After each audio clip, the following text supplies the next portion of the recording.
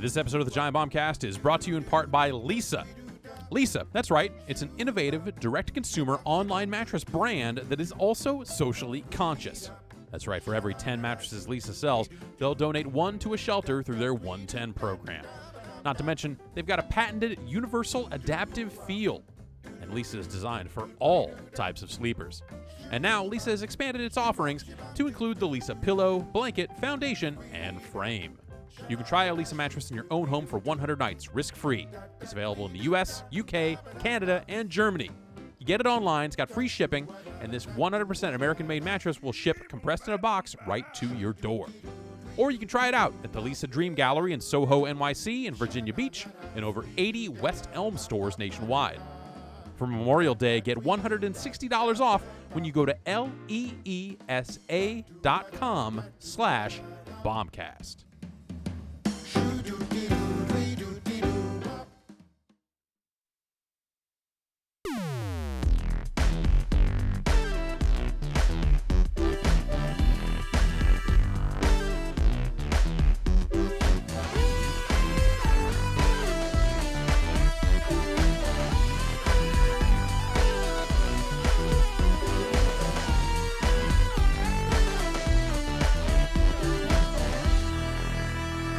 Hey, it's Tuesday, May the 22nd, 2018. Here's the bad news. What you got? Our community is running desperately low on scoops. Morale is dropping. Yep. Oh, no. We're in the red. I brought in those Tostinos, and you're like, not wrong kind. Nope, they were moldy. Yeah. Yep. I need hot ones. Here's the good news. We have recruited a brand new survivor named Patrick Klepek. I thought it was going to be Steve Gaynor. No. The other scoops. Also the wrong kind of scoops. Yeah. You've brought a rucksack full of scoops with you. What you got for us? The small coffee is part of a rewards program. I'm into rewards programs now. Nice. Do you pay with your got phone? A house, and I look into specifically gas station rewards programs.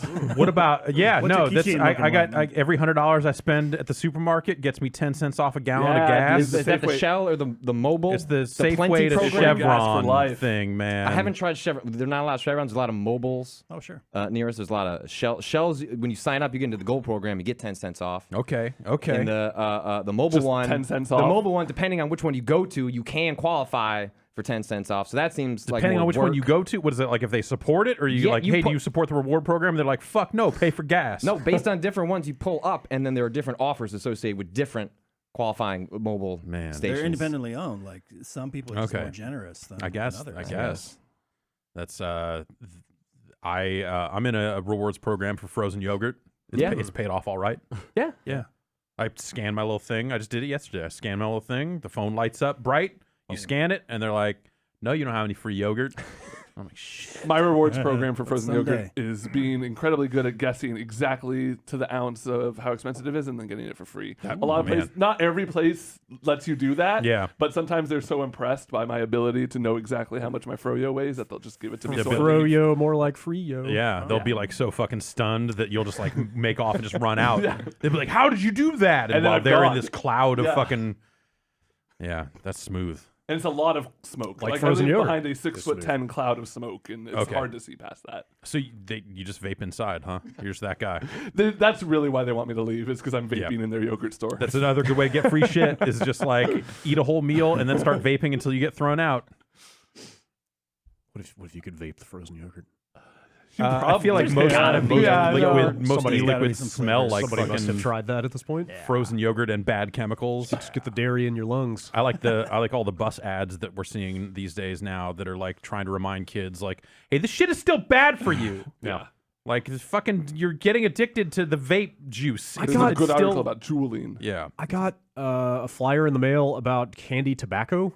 Okay. Have you seen this stuff? Oh, there's some vote coming. Oh, yeah, I ad think it's for probably a an- proposition or something, but yeah, Yeah. it's like here's actual candy. Here is candied tobacco. They Yeah. look exactly the same. Tobacco. Is that Yeah, actually true, or is I that just guess. like okay? I guess I That don't know. seems, that's There- what there the is- flyer there's says for wrapping- sure. Like there are a lot of products that are specifically designed to look like candy, so they can sell them to like 16-year-olds, and just get them hooked early. Can The you ones smoke in if the you're 16? no. 18-year-olds. Yeah. 18-year-olds still like candy. Yeah, I guess. Yeah, it's like 2022. We're like candy. That's for nerds. But that's the thing, though, because like there's But these kids still who are ain't nerds. younger than 18 smoking this stuff. But right? they're kind of discerning at that point in their life, right? yeah. But you I would mean, think. this is stuff being specifically marketed to They're not people just who can't accidentally smoke buying yet. So this is actual tobacco. This isn't like the I don't know. old candy cigarettes No, that no, weren't no. actual No. cigarettes that are just like, look at me, I'm a fancy smoker. It has to Now, be. They it has sell to be those, like, but they can't smoke. it has to be Yeah. chew, right? I assume that's the only thing Sure. it could be, right? Like they've upgraded from wintergreen to like Yeah. fucking caramel. Sure. I don't care how much candy you put in a cigarette, man. Yeah, It's just it not doesn't gonna taste good. No. Gross. Speaking of cigarettes, I'm like I'll done. see you later. I'm Whoa. like done. Really? Whoa. I haven't had a Hey. cigarette Oh, this in is a like major a week. Holy crap. Okay. Yeah. Nice. Congratulations. We're doing really, really well. Yeah. You just cold turkey? For the most part, yeah. Okay. I'm using Chantix. All right. And it worked before, but then I relapsed. But yeah, this time it's Nice. It's working. That's It's good. working. Smoking is terrible. It fucking sucks. That's not a- It's that- fully disgusting. That's not a nicotine supplement. It's just a No. straight up just a straight up get the stuff out of here. It had some other purpose before, and Yeah. then people Okay. found out One that of those. it's like when I start smoking, it really sucks. Like I get sick to my stomach, and Oh, yeah, wow. it tastes Oh, terrible. Oh, wow, It's one of like- those, One huh? of those things. Yeah. Huh. Yeah. Okay. It works. Yeah, my dad quit with Nicorette 25 years ago, and Oh, he's yeah? still chewing Nicorette. So yeah, you made the smart decision. My dad stopped and then went to chewing tobacco until he was like, my lip feels weird, and then just went back to smoking. Yeah, that works too. Yeah. So he was just on the rotation. Yeah. Jeff, Hello. you were in Los Angeles last week. I was. You played Played some video games. the Call of Duty. I did. What's up with that?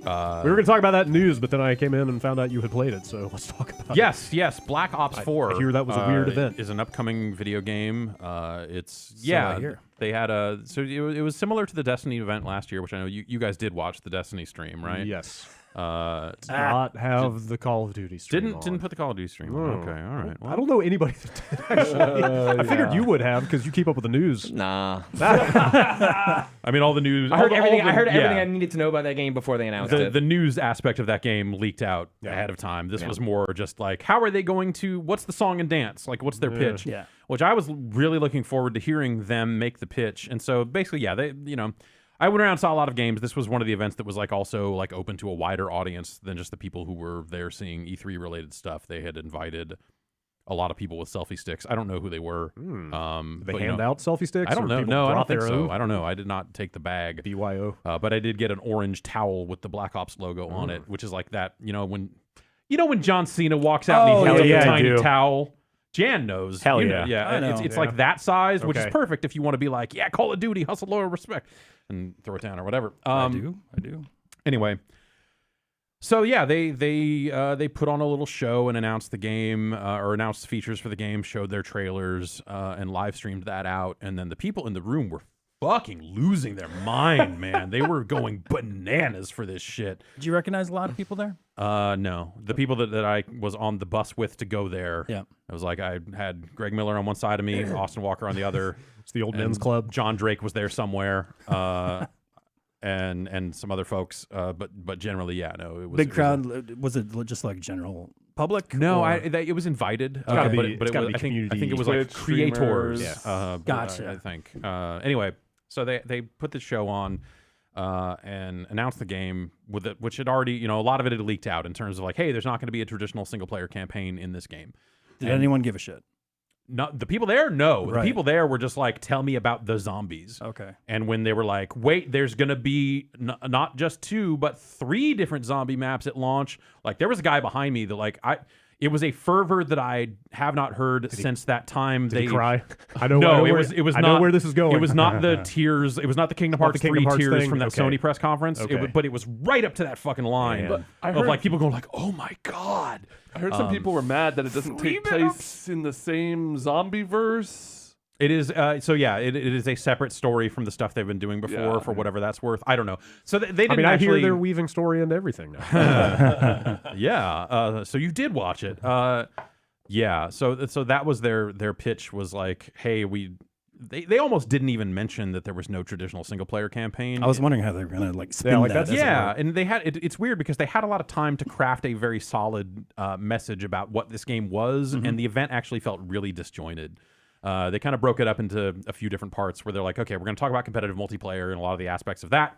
Then we're going to talk about zombies. And then they're like, at the end, big moment was like, and Battle Royale, which, of course, had also been pretty well leaked out. Was there anything about that mode, though? I couldn't find a lot of detail. They weren't even saying player count, which should tell you everything about the... But they were talking map size. Right.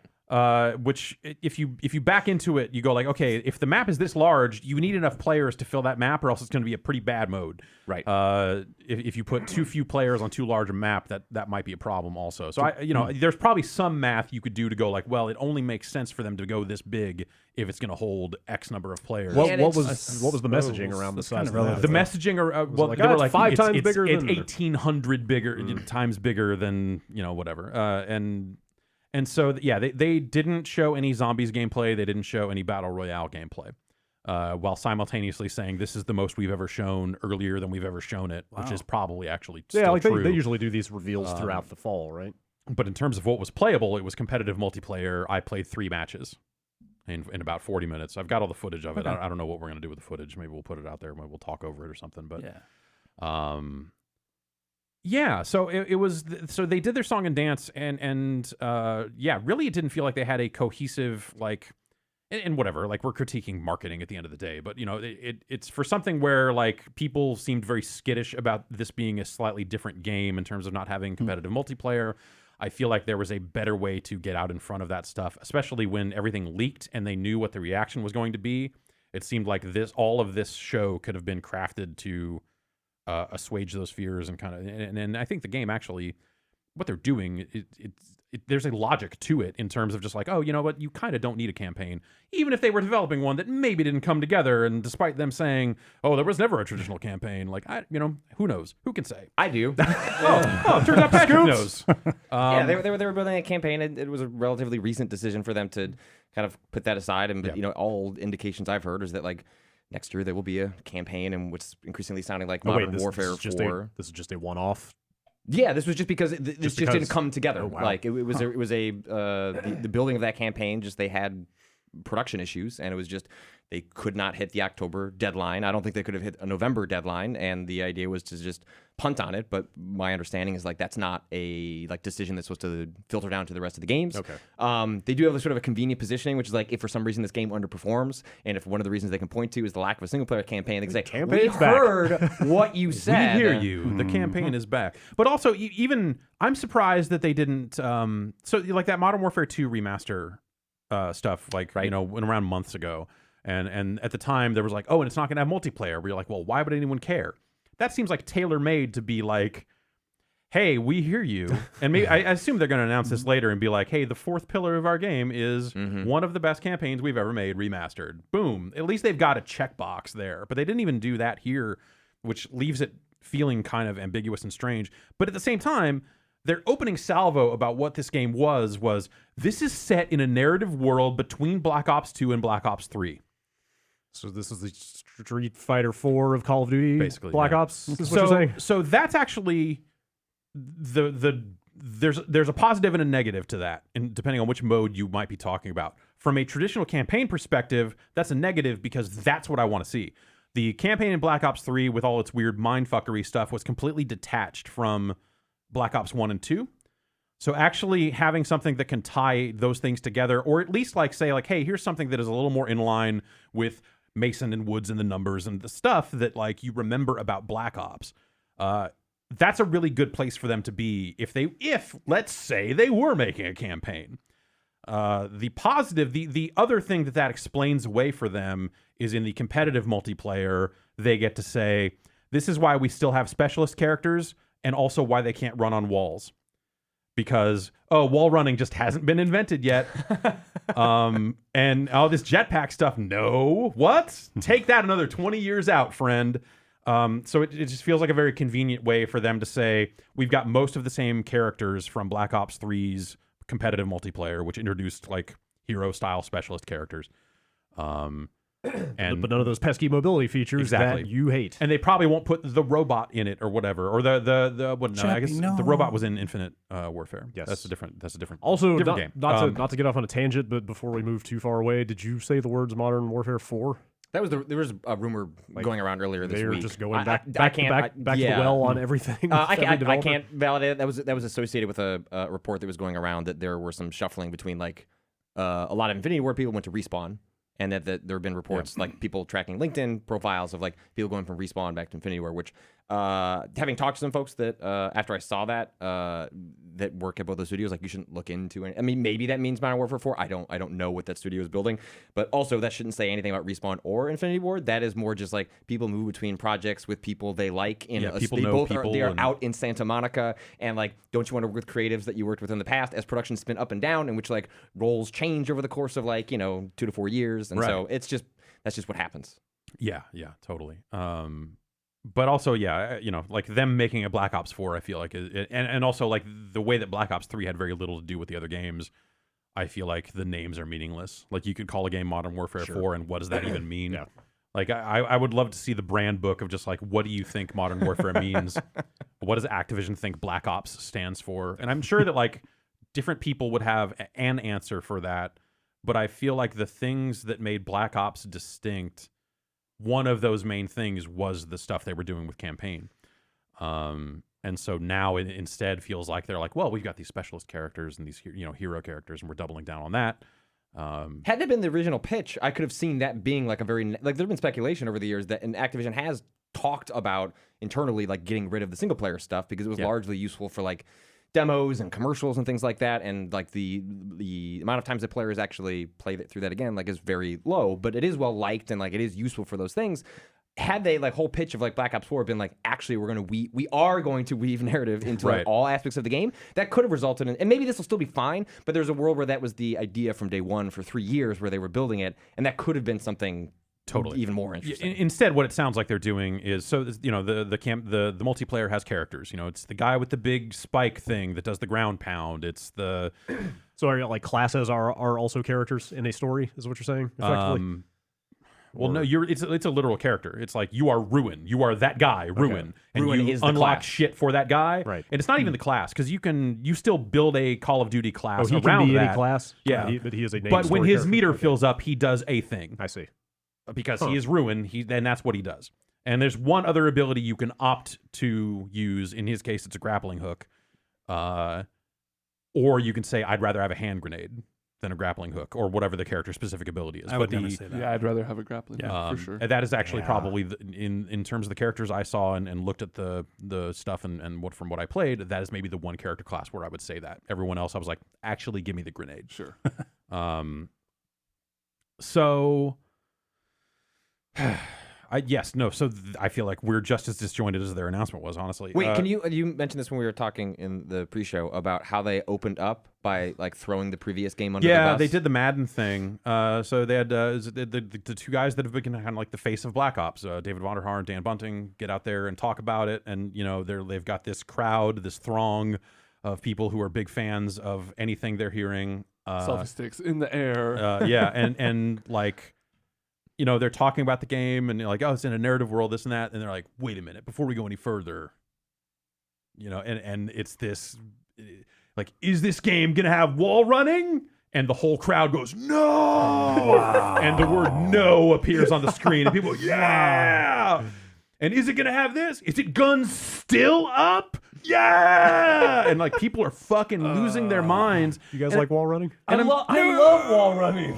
I think it's okay. It's really good in it's fun. Titanfall, but It has its place. Black Ops 3 did not execute on the wall running well, and also Is that what it was? It wasn't just that people were mad that it was there; it's that it was bad. It also didn't come out at the same time as Titanfall, and Yeah, Titanfall did really it well. was kind of, it felt like a reaction to Titanfall. But mobility and shooters became a thing. Halo added running, for as fucking crazy as that is. But it wasn't just people hating change because it was change. Well, that's a much larger thing, and that's actually just life. That's something that's a quote they gave to PC Gamer about the reaction to their announcement. Is they're like, some people just don't like change. So they get it at both ends. And so it's this situation where you have the two guys who have been the face of the Black Ops franchise, I believe, since the original Black Ops, if I remember correctly. Ostensibly, the guys who brought you wall running in the first place, because Advanced Warfare did not have wall running. It had its boost stuff, which you know, it was not super well received. I thought it was fun at the time. So you have the guys who brought you wall running in Call of Duty now flipping to it and going like, "Does this got wall running? Fuck no! Fuck that shit!" It almost makes it sound like working on those games is a nightmare. Dude. Like if you try and read through the subtext of that and what it means to build one of these games and deal with that kind of community. Or it makes it sound like it's like super fun and easy because you just like you take every position you had, reverse it in 3 years, and then people go, yeah! And then as Sounds they like a sour cult, on the honestly. game, well, yeah. And then as they sour on the game, you flip it all back and go, we hear you. That's the power Yeah! All that work we did 5 years ago, fuck that! Yeah, that was garbage. Whoever did that is a dick. Like, Yeah, it's we just, fired that programmer. it's like it's just He's it at was Respawn now. it was yeah. It was a really wild like whatever. Developers do that all the time. That's the joke that every year Madden is just like last year's game fucking sucked shit. This year's game you got the truck stick. Fuck you. We got the truck stick. We got the truck Fuck stick. you. Fuck you. That's the back of the box for Madden that year said we got the truck stick. Fuck you.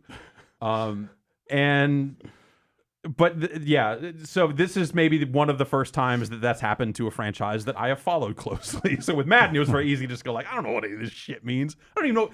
I joke about the truck. I don't know what the fuck a truck stick does. How do you truck in a football game? It's like a juke. Okay. That's I guess great. I'm our Madden guy. There you go. Madden editor Ben Pack weighs in. It's like a juke. It's also interesting because this is, I think, maybe the first time that it's sort of an outside entity, Fortnite and Battlegrounds have Exactly. thoroughly disrupted That was these the other games that weird operate thing. on like a very particular model in which they are reactionary to one another in a very specific AAA space, as opposed to what's happening here, which is outside sources have like completely changed how we think about these games, and then you see these games reacting more or less in real time, as much as those games can. Essentially, if you map back Battlegrounds being, you know, a year and change old, like it's probably around the time you're having conversations. Can we do this in our game and for next fall? And they tested it in the free to play Call of Duty game. Yes, They put it in there first, Right. And so they've been fucking around with this for a little bit. Yeah, so this is not even a full development cycle that they can devote to this mode. Right. No, I was. This is not informed speculation, but I was telling Jeff that like I would not be shocked if like the way they had a whole lack of specifics about the Battle Royale mode for Call of Duty, like would it shock you if they suddenly announced like, oh, actually this is not going to be at launch, and actually it's coming in November, like a month from now? Because Well, that was the talk I think about, it's going to come in hot. I feel like that was the talk about Battlefield. Like there was some loose talk about, which I never really sourced back to anything firm, but it was very much like we're prototyping this. It might not make launch. It might not make it at all, but we're thinking about it. Right. We're poking it. We're poking at Frostbite to see what we can make it But do. now I wonder if they'd be in a position if they came like full force out with it at E3, because Call of Duty just kind of danced around it. Yeah. Like they're the ones Well, that they could get the danced credit around it, for but like the stuff they did talk about, this stuff is actually like, and they seemed to halfway acknowledge that like, hey, Battle Royale is a thing. We didn't fucking invent it. They did not treat it like they were the second not coming Epic? of this stuff. No. It was very much their focus in the presentation aspect was like, we're going to do this the Black Ops way. We're going to do this the Call of Duty way with like this best-in-class gameplay and this sort of stuff. Like, it didn't sound like they were making one of those games. It made it sound like we're taking Call of Duty and trying to make it like that, which I think is the right way to frame what they're doing. But you're right. Also, it was a little weird to see like, hey, this is this franchise that like it or not, like turned shooting games on its head, turned a generation of consoles on its head in terms of just like, these are the types of games, these are the types of progression systems that players like to see and all that sort of stuff. This was, I feel like this was the first time where they were like, all right, some people came along with some stuff and now we've got that too. Right. I'm curious how they end up. Maybe the lack of specifics is because often both Battlegrounds and Fortnite are, essentially perpetually in early access games. Right. Like a lot of what those games settled on were either accidental, like discovered over the course of development, and so that may be the sort of thing where they're just like everybody's shocked if there's like a summer beta test where it's like, all right, we actually don't even know what the player count is. Like we're gonna figure that out as you crash the servers. Like, and I'm curious to see where they land, because like Battlegrounds is a very like long game, like relative to like Fortnite. Fortnite, no matter where the plane go or the battle bus goes, you can land anywhere in that map at any time. You can just float wherever you want. And the game encourages you to get into skirmishes almost immediately. You are meant to be fighting constantly in Fortnite. Whereas Battlegrounds, you can really kind of like take your time. Like you can easily camp to the end of a match. Like that may not be the best path to success, but you can make it to the top 10 that way. Yeah. And I'm curious where Call of Duty lands on like basically like maybe it's somewhere in the middle where like I wonder. it's not a game about camping, but it's that mode specifically like encourages all sorts of different types. And it's of not play. a game like for as much as that game has sniper rifles in it every year. It has never been about engaging players at that type of range. Right. Yeah, it's a short to medium range game for sure. And that's going to be interesting to see. The things they said about it were like, hey, okay, our map is going to have elements of other Call of Duty maps in it. So you will run along and be like, oh, this is that Call of Duty map. Here in the middle of this area, there's this thing. Which I think is a neat idea. Yeah. The other thing they said is it's going to have like basically every character from the Black Ops games. From the zombies guys to Mason and Woods and Reznov, like basically all of that shit Well, the class- in there I- as like playable characters. The class stuff would conceivably carry, so that would actually end up making, like the customizability would end up making Call of Duty distinct if they like lean into that at all, because wonder- both Battlegrounds and Fortnite are flat, right? So Yeah. everything is just based on the loot you find. Like there are loot tables you can look up and, to see. and this seems very much about loot also, because the other thing is like they're going to basically put every gun is going to be in there, which for whatever that means, like every game has a different balance and guns that are like maybe equivalent in the role they're meant to fill. So putting every gun from Black Ops into it isn't immediately a thing where I'm like, oh yeah. But even if there were powers, like even if you were able to pick characters, like that stuff would be meaningfully distinctive within the subgenre Right, of the battle sure, royale, because yeah. there are games that are doing that. You can go on Steam, and there's lots of games that are Yeah. playing around with like Overwatch style battle royale games. But like in terms of something this high profile, I'd be curious if they decided to go it's down all that the route. characters from the single player Black Ops games from before they had powers. Oh, okay. It's not just the guys from the Alright, competitive alright. multiplayer. So they're probably not going to build they're powers for probably each of not those. gonna Right, do right, that, right. if I had to guess. But they also said land, sea, and air vehicles, which Okay. they've had flight moments in Call of Duty campaigns and stuff like that. But like, what does that mean? Am I now flying a helicopter and someone's shooting off the back, which is exactly what they implied would happen. Also, that sounds more pretty great. Battlefield. Yeah, a little bit. Than Battle Royale. A little bit. Yeah. Well, in essence, like Call of Duty moving towards battle royale is in some ways like a weird pivot to like Battlefield 'cause, style like, gameplay. Battlefield is closer to a Battle Royale game Yeah. by Yeah. default anyway. Yeah. So that's And the engagement distance in Battlefield. yeah, like and bigger stuff like that maps, makes a lot higher of sense, too. player counts. Like they have less of a leap to take to get there. Yeah. So it's interesting. I really want to see it. Because I like the way Call of Duty plays. I like the speed of the movement and the snappiness of the weapons and the time to kill and all that sort of stuff. Here is my big question about that. Yeah. Is it single death and you're out? Right. Like That's a great like, question. That is the core of that mode, but that Because is the the- opposite of what Call of Duty players expect from Like the loop. the idea of like hit a button, get back Yeah, in yeah. is also the thing that keeps you going Yeah. in Call of Duty, Yeah. or whatever. There are objective and round-based modes in Call of Duty games. Yeah. That's just not what I'm there for. But just like think about how fast an engagement takes place in Call of Duty, like Right. 3 seconds, and, Just one, like, and like- one of the two players is dead within like 3 seconds, and if Yeah. that's the culmination of your match, Yeah. and then it's 5 minutes to get into another match or It's whatever. rare that you have like a protracted and Yeah. then I crouched and then I got away and Right. then I did this Unless in a they- Call of Duty game. Unless they balance it differently right. to achieve that. I Yeah. don't know. So like those are questions I really want to know the answer to, and it's made me intrigued about what they're doing. They didn't really, have much to say about that aspect of it. It was really just like, hey, we're doing this. It's still going to be Call of Duty, and it's going to have these characters and maps and guns and whatever else. My guess is it's popular. Sure. Yeah. No, but I mean, like, No, I yeah, think yeah, it's yeah. going It's to received like, well I by- think it's going to be. I think it actually fits really well. Like that into Call community, of that Duty. community Yes. will receive it well, is what you're saying. I wouldn't be shocked if something like that was like spun off on its own thing. You're saying in like 3 to 4 years, we're going to be shocked when they say, okay, we're getting rid of deathmatch. You guys love Battle Royale so much. Right, yeah. We got a single player campaign and a battle royale game, and the single player campaign is you will drop on an island. Yes.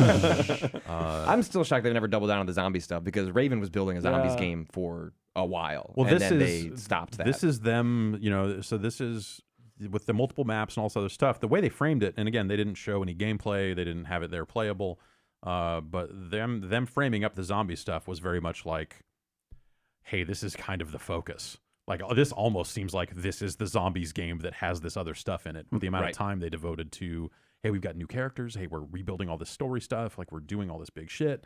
In some ways, this almost seems like, were you making a zombies game, and then instead of spinning it out, you put it all together? Which when Raven was making that zombies game, that was true like 5 years yeah, ago. It was too far back for this to be that, but the spirit of it in some ways. I mean, if at some point, if they killed the single player campaign and just made zombies the single player part, Yeah. like that makes like a lot of You know, sense. For the Activision is community. a public company. The minute you start splitting up Call of Duty and doing a bunch of weird shit to it, you probably make some people skittish. Yeah. So like I personally would love it if they made a full Call of Duty game that didn't have the zombie stuff in it and instead replaced it with more things that fit the vibe and tone of the other Call of Duty stuff. Like this stuff is just, it's too left field. It's just not what I'm looking for out of that game. And it never is. And hearing what they had to say about it is like, okay, well, this sounds like it's, you know, going to be kind of the same thing you've done, but you're rebuilding it and all this other stuff. Like I'm still not going like, oh, I can't wait to see the new zombies mode. Instead, it's just like, okay, you're doing work that will make those players happy. There's probably enough crossover that even if they were to split it apart, you'd end up hurting both. So by keeping them together, like you have people At this point. you have people that buy for the zombies and maybe just don't even touch the other stuff, and then people that don't care about zombies but only touch. When Call of Duty was like #1 top of the world, top of mind, all this other stuff, 3-5 years ago, whatever it was, I think that argument made more sense then. Yeah. Of like, hey, There was a time let's to split do zombies out. That time has passed. Yeah. And so and then you have the competitive multiplayer, which they've made changes to it, and you can't wall run, as I said, but like it is still. Do you feel more limited? I mean, I do. I and I only played 3 matches. So it's early going, but looking at what they're doing, looking at the choices you have to make when you're building your class, it feels weird. So one of the big things they did is they took out automatic healing. Healing is now on a button. So you hit L1 to heal. are you stationary for that? Or No, can you do it it's on like the a run? syringe. It's a pretty fast thing, and then it's a heal over time. So it kind of takes some time. Oh, cool. Then how do you get that charge back? Like, It's on a cooldown. okay. Do you think that has to do with Battle Royale? Because I was thinking about like, how do you do that with a kind of respawning health? But now that I hear that it's consumable, basically. Right. I think it could tie into that, but this seems like a change they would have made in terms of just like, hey, what's a tactical thing? What's one more tactical choice we can put into this created class system? World They War didn't II necessarily have World War II Royale was- in mind when they. Yeah. Yeah. Like World War II was kind of going in that direction already, right? The campaign was, but in terms of just like how you healed and stuff like that, but the multiplayer was still the same. Yeah. And so the tactical choice you have there is not only when do I back off and heal, but also when I'm building my class, there is now an item you can take that is fast heal. That makes it so that heal is faster and instant, and you can do it while shooting. So if you choose to do that instead of body armor or something like that, hey, guns still up, guys. Guns still up. And so that's a tactical choice you can make. I look at that and go like, okay, I like it. Like I said, in terms of just like every few years you flip flop your choices. This seems like okay, yeah, it's a change. I don't know that it's like a necessarily meaningful change, except that now you've got a button devoted to healing. So instead of having 2 types of throwables, you only have one button for, it's either going to be grenades or a grappling hook or grenades or your class ability. So if you choose to have the grappling hook, you won't have any throwable things at all, which is weird. Yeah. Or are you going to, like what directions are you going to go in on that front? And that feels limiting. Just at top of the head, just kind of having played the game for 40 minutes or so, like those choices and going through the menus and seeing what choices you would have to make about what you put in each slot for your pick 10 system and all that stuff. I came away from it going like, this feels like I'm less capable, not more. Especially if you end up with a character that is not your main because it has a hero limit now. It didn't have one in Black Ops 3. You could all be the same dude if you wanted to. But now, What? Yeah.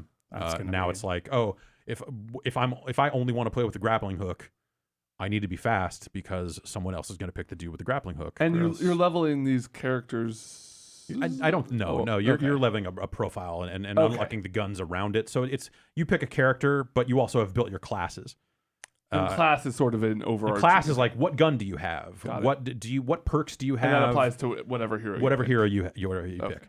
But that means you're building classes where you're like, yes, I want to take the class ability. You're yes, I want for the one character ability.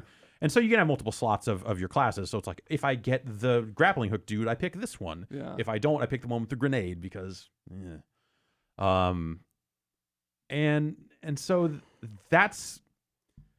I think that makes sense for Overwatch. I think hero limits make sense for a lot of kind of, games that are about teams and communication and all that other stuff. Objective-based stuff specifically. Yeah. But for a game where it's like, I'm just going to load in and shoot some fuckers, that's not, like, I don't want to like get together with a team of players and friends, and also I don't know enough people who care about Call of Duty to ever do that. Realistically, I am the one person I know that still is like excited to try Call of Duty every year, and so the idea of like, and maybe this won't apply to every mode. So that's the caveat there is I played like hardpoint and like a couple of different modes, and there was very much a hero limit there. So maybe it won't apply across the board. So maybe if you're playing team deathmatch, you can all be the asshole with the grappling hook. I don't know. But from what they showed, it looks like, I need to be fast to pick the one character I'm liking, because otherwise I am assed out. It just seems to me that the more barriers you put in your Call of Duty game, the worse it is. Like, the worse it's going to be, because, like you said, it's the quintessential I want to get in here and shoot some guys game. It's for me. So like, now that's a game where it's like, I've got man, I can't. I have to start thinking about it. What other character I want? And at this point, I might as well be playing fucking Dwarf Fortress, man. Totally. Yeah. It's a slippery slope. That's Call of Duty to a fortress. Scratches the same itch for me too. I gotta write that book. It's definitely. Like I play Call of Duty in a very detached way in terms of just like, I'm having a good time doing well at this thing.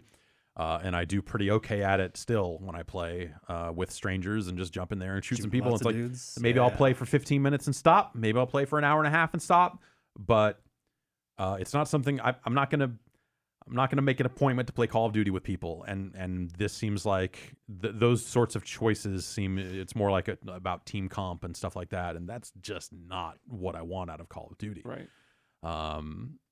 So yeah, we'll see. Like I said, maybe just straight up team deathmatch doesn't have the hero limit, which I think actually for me would be enough. That makes sense. That's fine at that point. How many times you get your hero ability to pop off?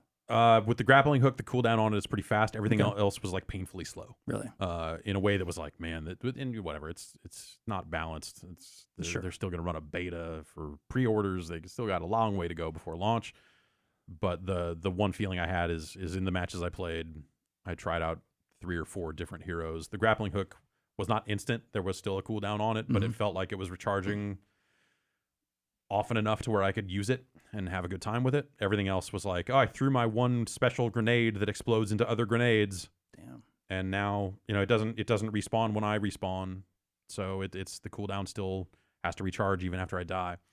And that felt like I wasn't able to just use it as often as I would like. Definitely sounds like a change of pace and compared to previous games. Yeah, and I don't know. It's just it seems like that stuff seems more like it's heading in a direction that it just doesn't feel like it's playing to Call of Duty's strengths at that point. It seems like they're trying to make it something that the Call of Duty just hasn't been.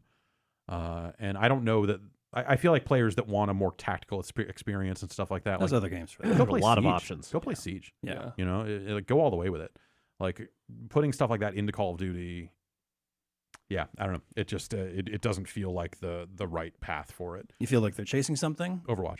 Yeah. It feels That's right. I read that there was like a message from the Overwatch team in this event. Like Kaplan was in the video because it's not coming. But you could have seen this coming from right. a mile away. There's but also that the game is not coming to Steam. Yeah. The PC version is the BattleNet is coming to BattleNet, whatever they're calling it these days. But it's back to BattleNet. Back to BattleNet, right? And yeah, so they were like, and they were like, hey, there was like, the Overwatch team was like, we talked a lot with Treyarch when we were building Overwatch because we had a lot of questions about how to make a shooter. And now they're talking to us about how to make a PC game.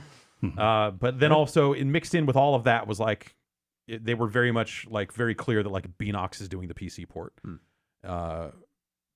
Which, yeah, like I feel like the twin messages of, we really care about the PC, you guys. We're going to give it the love it deserves. So much so that we've outsourced it to someone else whose name is traditionally associated with like the bad Spider-Man game and some of this other stuff. And what that's probably unfair to Beanox, but like saying, hey, we're not handling the port ourselves usually doesn't mean you're taking it very seriously. I assume that it'll be fine. But it was a weird way for them to frame it. It was definitely a strange way for them to frame like their PC version, I guess. And that's already that when you load and launch Battle.net, the icon's already there. You can pre-order that game right now. It's right there below the fold with Destiny. Like there's definitely the hard line of like, there's the Blizzard games you know and love. We got this other stuff down here. Shrink your window if you don't want to see these non-Blizzard games. Yeah, it's weird. When's that coming? October. Yeah. They announce a beta at all? For like pre-orders? Summer thing or pre-order thing or private beta thing. Private beta for pre-orders. Yeah. Yeah, it's it looks nice. It still plays like Call of Duty. So I came home and then immediately played the last 4 Call of Duty games. Okay. Like I went and played some Infinite Warfare and played some First, I was like, okay, let's play some Black Ops 3 and just see how different this game is. And I was like, okay, yeah, these are all literally all the same characters or most of the same characters, and I'm sure they're not done introducing which characters are going to be in Black Ops 4. They had like 8 of them or something in the build. And I was like, okay, yeah, no, Firebreak and Battery and Ruin and these popular names. all your favorite Transformers. All your favorite, Jazz, Sideswipe. Ironhide will be there. Yeah, so and going back to that, like going back to Black Ops 3, I was like, oh, you know what? This game had some pretty good maps.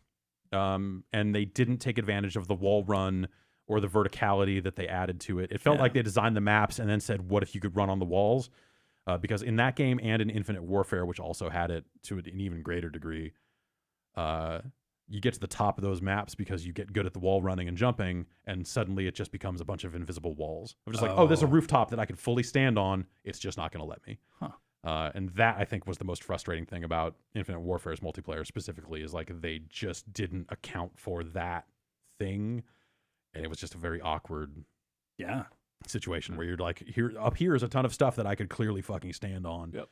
But you have walled it off with it, and they don't even, it's at least Bionic Commando had radiation. They just didn't have anything there. And yeah, so like going back and playing those older games, or like I feel like I have to watch the footage we got of Black Ops 4 again, I guess. But Black Ops 3 felt like a faster paced game. This feels like a little bit slowed down. Much like World War II, kind of takes just the movement speed down a notch because you're not a robot man. And I think the thing I realized is actually, even if you don't like the wall running and all that shit, there's something cool about the movement speed being ratcheted up just enough to where like, we're running around these corners and fucking popping fools, and it's like it's a good feel. Good. And the slower feel of this stuff, it feels like a step back in a few ways. So I don't know. You still do the knee slide, which is like that's all I need. The crucial, like dumb, awesome part of you can Black shoot Ops 3 of just like fucking guitarist knee slide. Knee slide while syringing yourself and shooting? I don't know. Okay. I never actually took the fast stim thing because I wanted to try the character abilities. I think that was the same slot. Maybe it's not. I forget.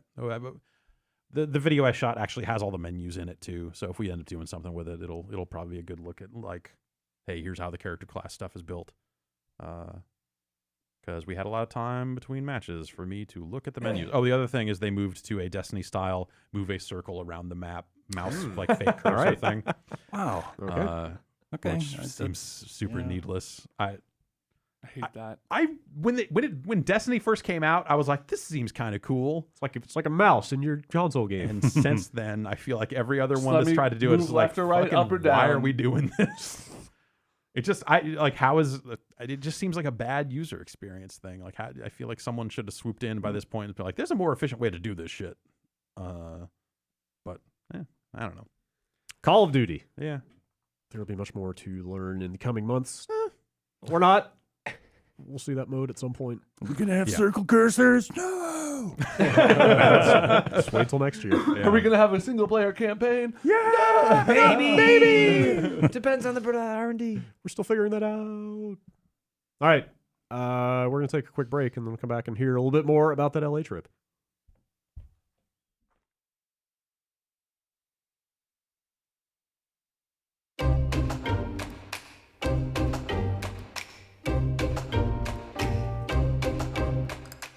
Our show today is brought to you in part by Discord. Discord's the best place for people to come together around games. It's easy to use on your PC or your mobile phone.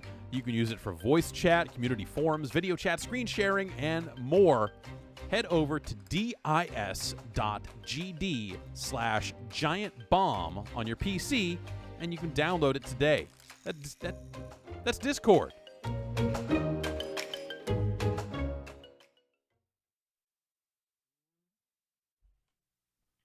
Jeff, I understand there is one other game from Los Angeles you can talk about? Yeah, one or two, really. Most of it's stuff we'll talk about as we get way closer to E3. Soul Calibur 6. We'll talk about it closer to E3. Yes. Kingdom Hearts 3. Rage 2? What is that? No Rage 2. So I played Dreams. Oh. Yeah. Did you play it? That's a Did game? you experience Right. I guess I played it because because people had made That's video connected. games. I did both because Dreams is a pretty open-ended thing. This is the media molecule. Yeah. Okay. And so the questions I had, and I hadn't seen the game in kind of a while, so I think this was stuff that they had shown at GDC, but this was like, okay, now you can play it. Nice. Type stuff. And so I hadn't really been too clear on how they were going to fit it all together. Turns out, yes, it's just going to fit together like Little Big Planet did, where you're going to have a central area and go off into worlds and, you know, be able to find other players' stuff and so on and so forth. The tagging Invade system everybody's minds. and- What is it, though? I don't want in you the guys sense, seeing my dreams. In the sense that Little Big Planet was a Yeah. platformer, what is this? It's way more than a platformer. Okay. It's a really blown out set of level editing tools that you will recognize if you spent time in Little Big Planet, but also they seem better and easier to understand and smarter than some of the stuff in Little Big Planet. Okay, was. but it's still mainly an action game? Like that's Yeah, basically how you interact with the creations? No, because you could make an animation with zero interactivity. Like, this thing has just been very amorphous since it was Right, announced. yeah. Like, And- it's hard, and I it's think hard to Somewhat like like get a dream. it's hard to like get a read on what but also I think tangibly it is. that's exactly what it is. It is this amorphous thing where you can really kind of, you know, whatever you bring to it. They are going to craft gameplay and have a story, much like Little Big Planet had a campaign. How do I win? This will have a thing you can play, and you will unlock stuff along the way that you could then use in your creations if you so desire. And so it'll be like, oh, well, here's a character you can bring in, and you know, and do all this sorts of stuff with. So they showed a handful of different things, and it ranged from just like, here's a pretty decent little arcadey dogfighting game in space with very spaceship-looking ass spaceships, to then like, here's a like Residence-looking running eyeball that is just running away from the camera, and you're naked and you're and- late for school. Yeah, It's third grade. and it's really about just this mood piece, this weird atmospheric thing. They had a little multiplayer game where you are hammers with feet running around and jumping. Whoa. And you hit the ground, and so you're running on top of a puzzle, and when you hit the ground, puzzle pieces get knocked out in a line, and you're trying to make the other player fall. And the controls feel really tight in a way that Little Big Planet never fucking did. It's going to be a question. Okay, good. And it sounds like you will have, and I didn't see this, but I did ask, kind of like, you know, how much control do you have over like how a character jumps, like how tight is the feel, all this other stuff, and was told you will have control over that stuff. That's really cool. So then it becomes like, okay, well, could I actually make? And this is again the most uncreative fucking thing, but like, could I make Mario? Could I make it jump like Mario? Could I make it like dial in turn? the movements? so it Yeah, feels exactly. like Not to say that I want to necessarily go make Mario stuff, Because but like, somebody else, can you day dial one, it in? and we'll Yeah, make one exactly. for you. Yeah, problem solved. But like, how close can you get to that style of platformer this where kinda- it's about feel? Yeah. This sounds to me like, remember like a year after the first Little Big Planet came out, people Yeah. started making non-platformer things with it. Yes. It's like, oh, somebody made Calculator. Geometry Wars Yeah. in Little Big Planet. It sounds like they leaned into that of like, it's not one genre, it's a more generalized set of creation Exactly. tools. Yes, Like make the game in your head. exactly. That sounds okay. All right, that's a good direction. Did you have hands-on with the creation tools? Yeah, Do you see the menus? So and- it's And were you using a DualShock or? I was Move using a controllers? DualShock, but it is still motion. And you, because- apparently, you still can use the Move Move control- controllers, yes, and yes, you apparently absolutely that's can. actually like the way. Is the sculpting stuff still should. in there? Like I think that was like the first tech they ever showed off for that thing was like sculpting. It with looks like it Move. is. I didn't actually do any Okay. sculpting, but it does look like that stuff is still intact. Just looking at the worlds and seeing like, oh, this looks like it was a sculpted thing. So yeah, it is a very much like cursor-driven experience in terms of just like, okay, I need to grab this platform, and I'm recording motion for this platform that I can then play back to make a moving platform. Cool. So it became like, you're grabbing it with R2, and I assume you just use the trigger with a move controller, and then moving it back and forth, and then you can ping pong the animation if you don't want to drag it back, and it'll do it for you. Cool. So it has a lot of that sort of stuff. It has like audio recording tools with like a piano roll.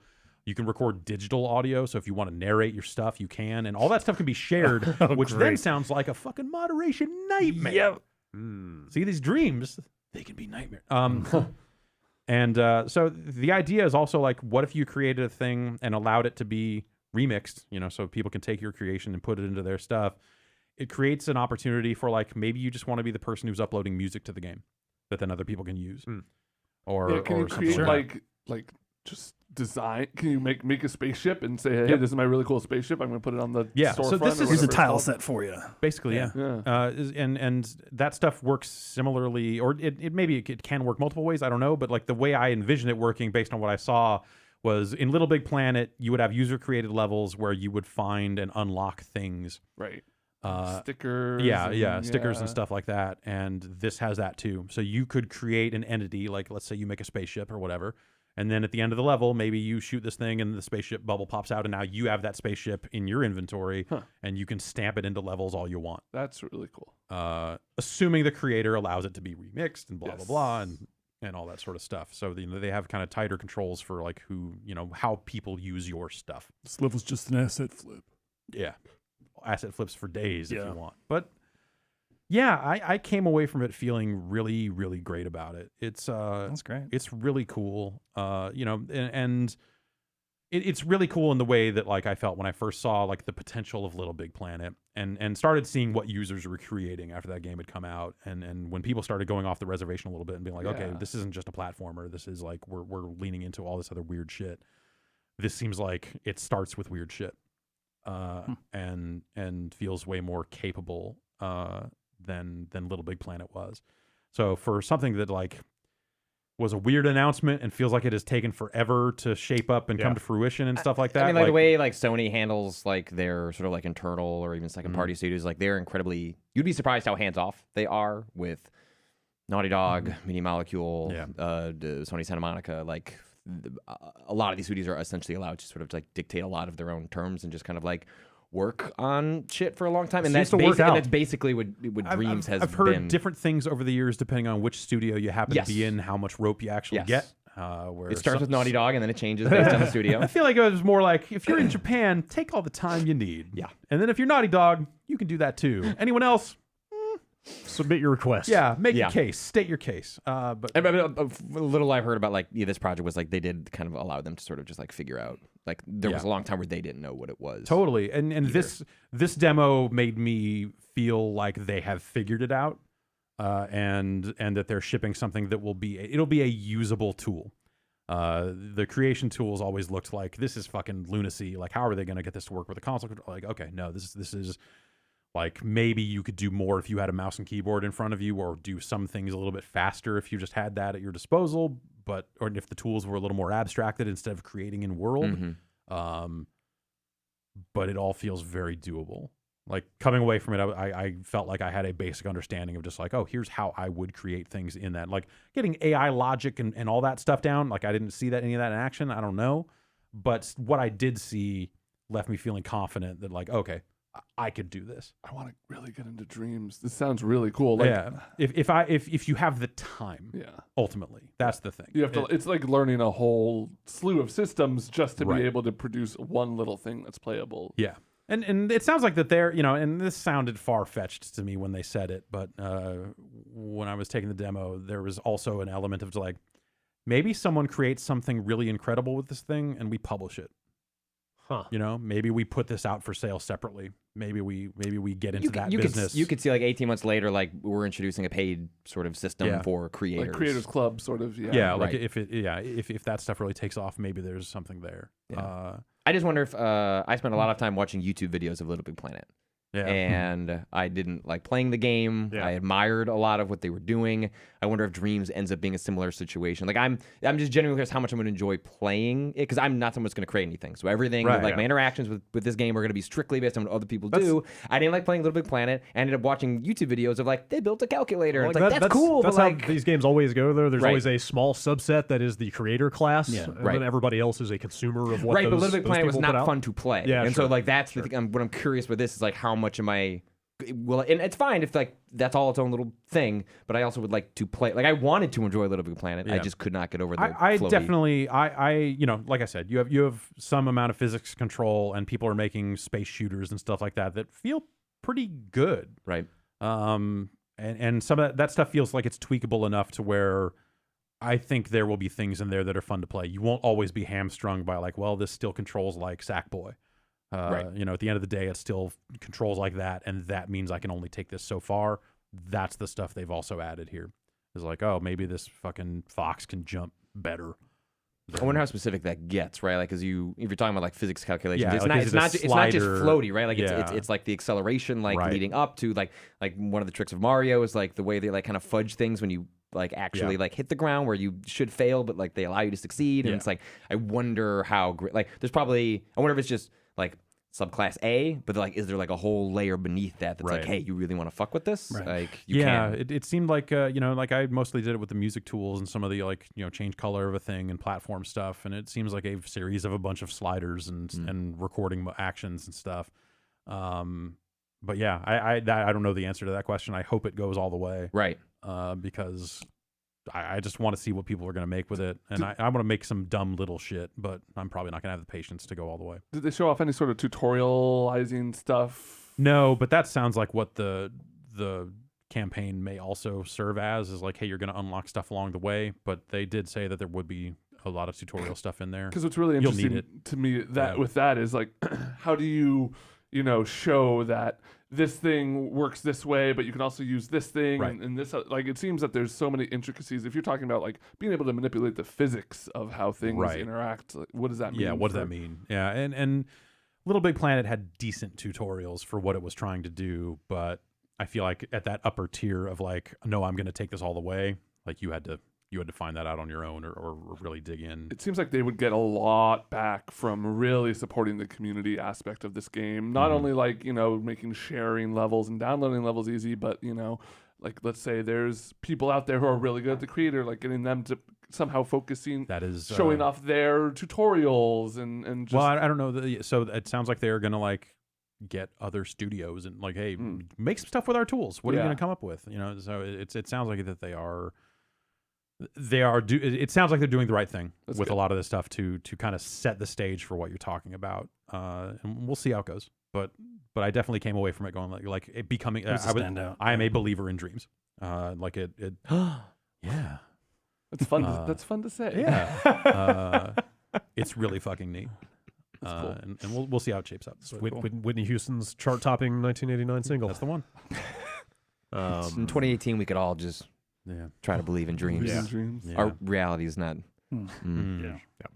Yeah. Make our dreams a new reality. If you believe it, you can. And then I saw some Days Gone, Build it. which Hey, what about that?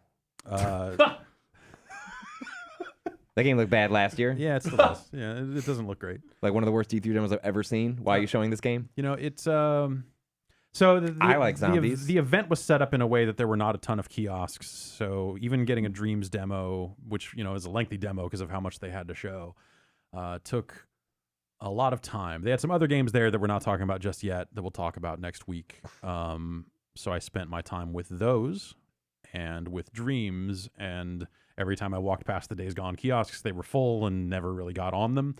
So I spent some time looking at it, which is, not the most informed, but every time I looked at it, it sure looked like a guy crawling in and out of a dumpster, and not much else. And talking to some other people that did, take that did just wait it out and play, I did not hear a lot of positive things about Days Gone. Yeah, I've heard that game more ambitious than the resources they have to pull off. Like, I don't know what the final product will be, but like that has been the story of that game's production, has been like, we want to do this, and it's just like not.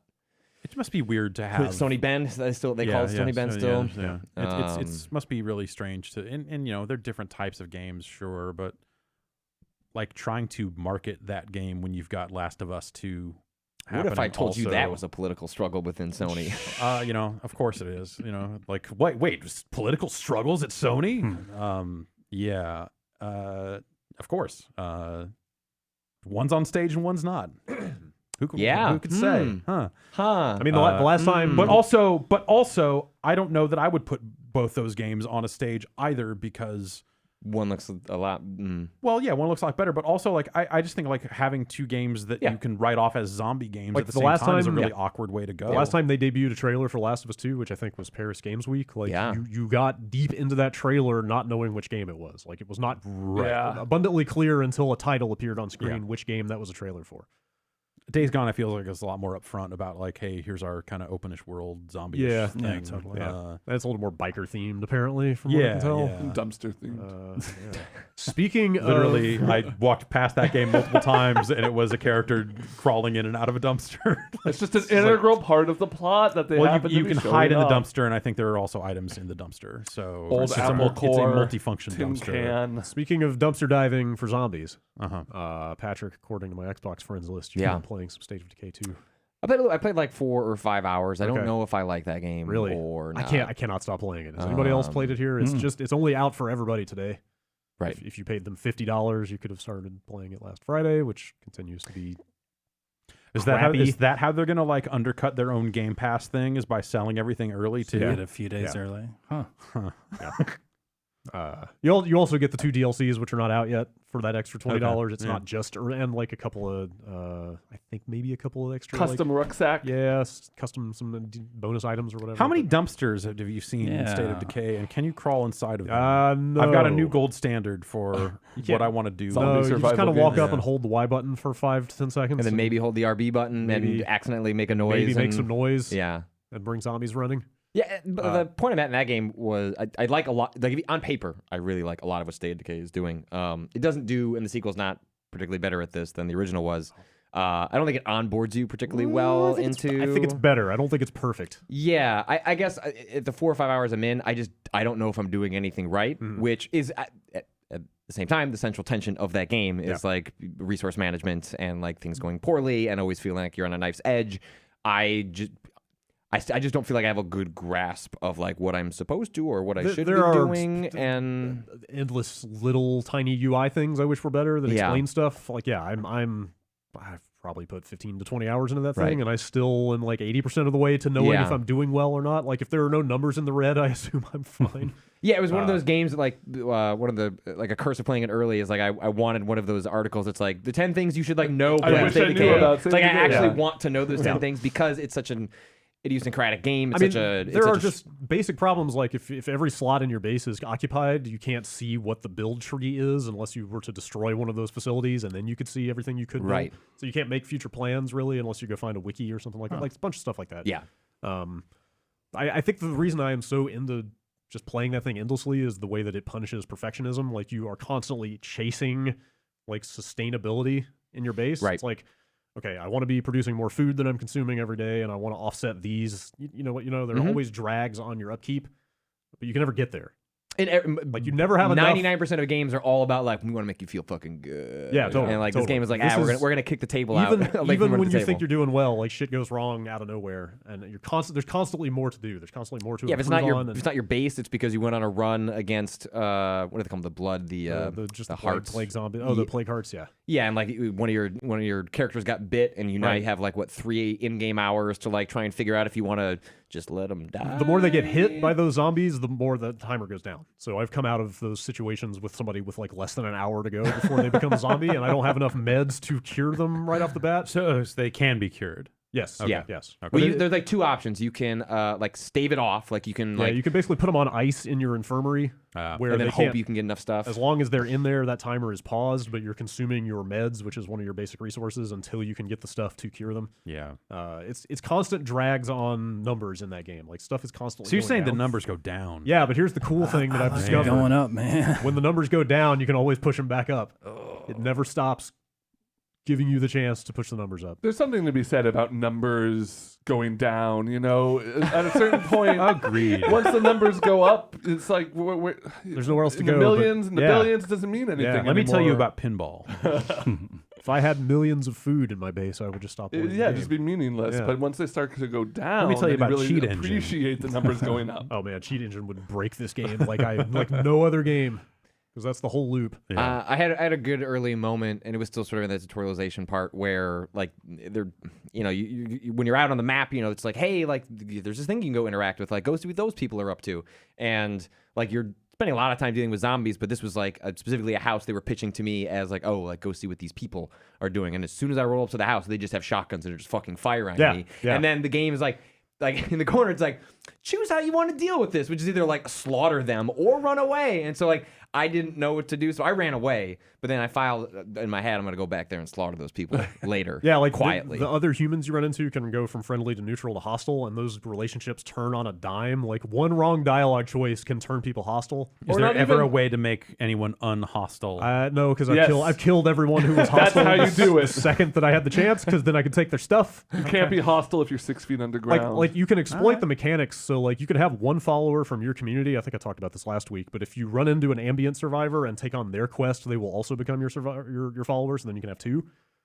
So what you do is go agree to help somebody, but then instead actually just drag them around to half a dozen of the objectives you have. We'll get there. So I did that with a lady who had like not a story quest, but it was a high level like faction quest with this like group of gun runners that I wanted to be friends with.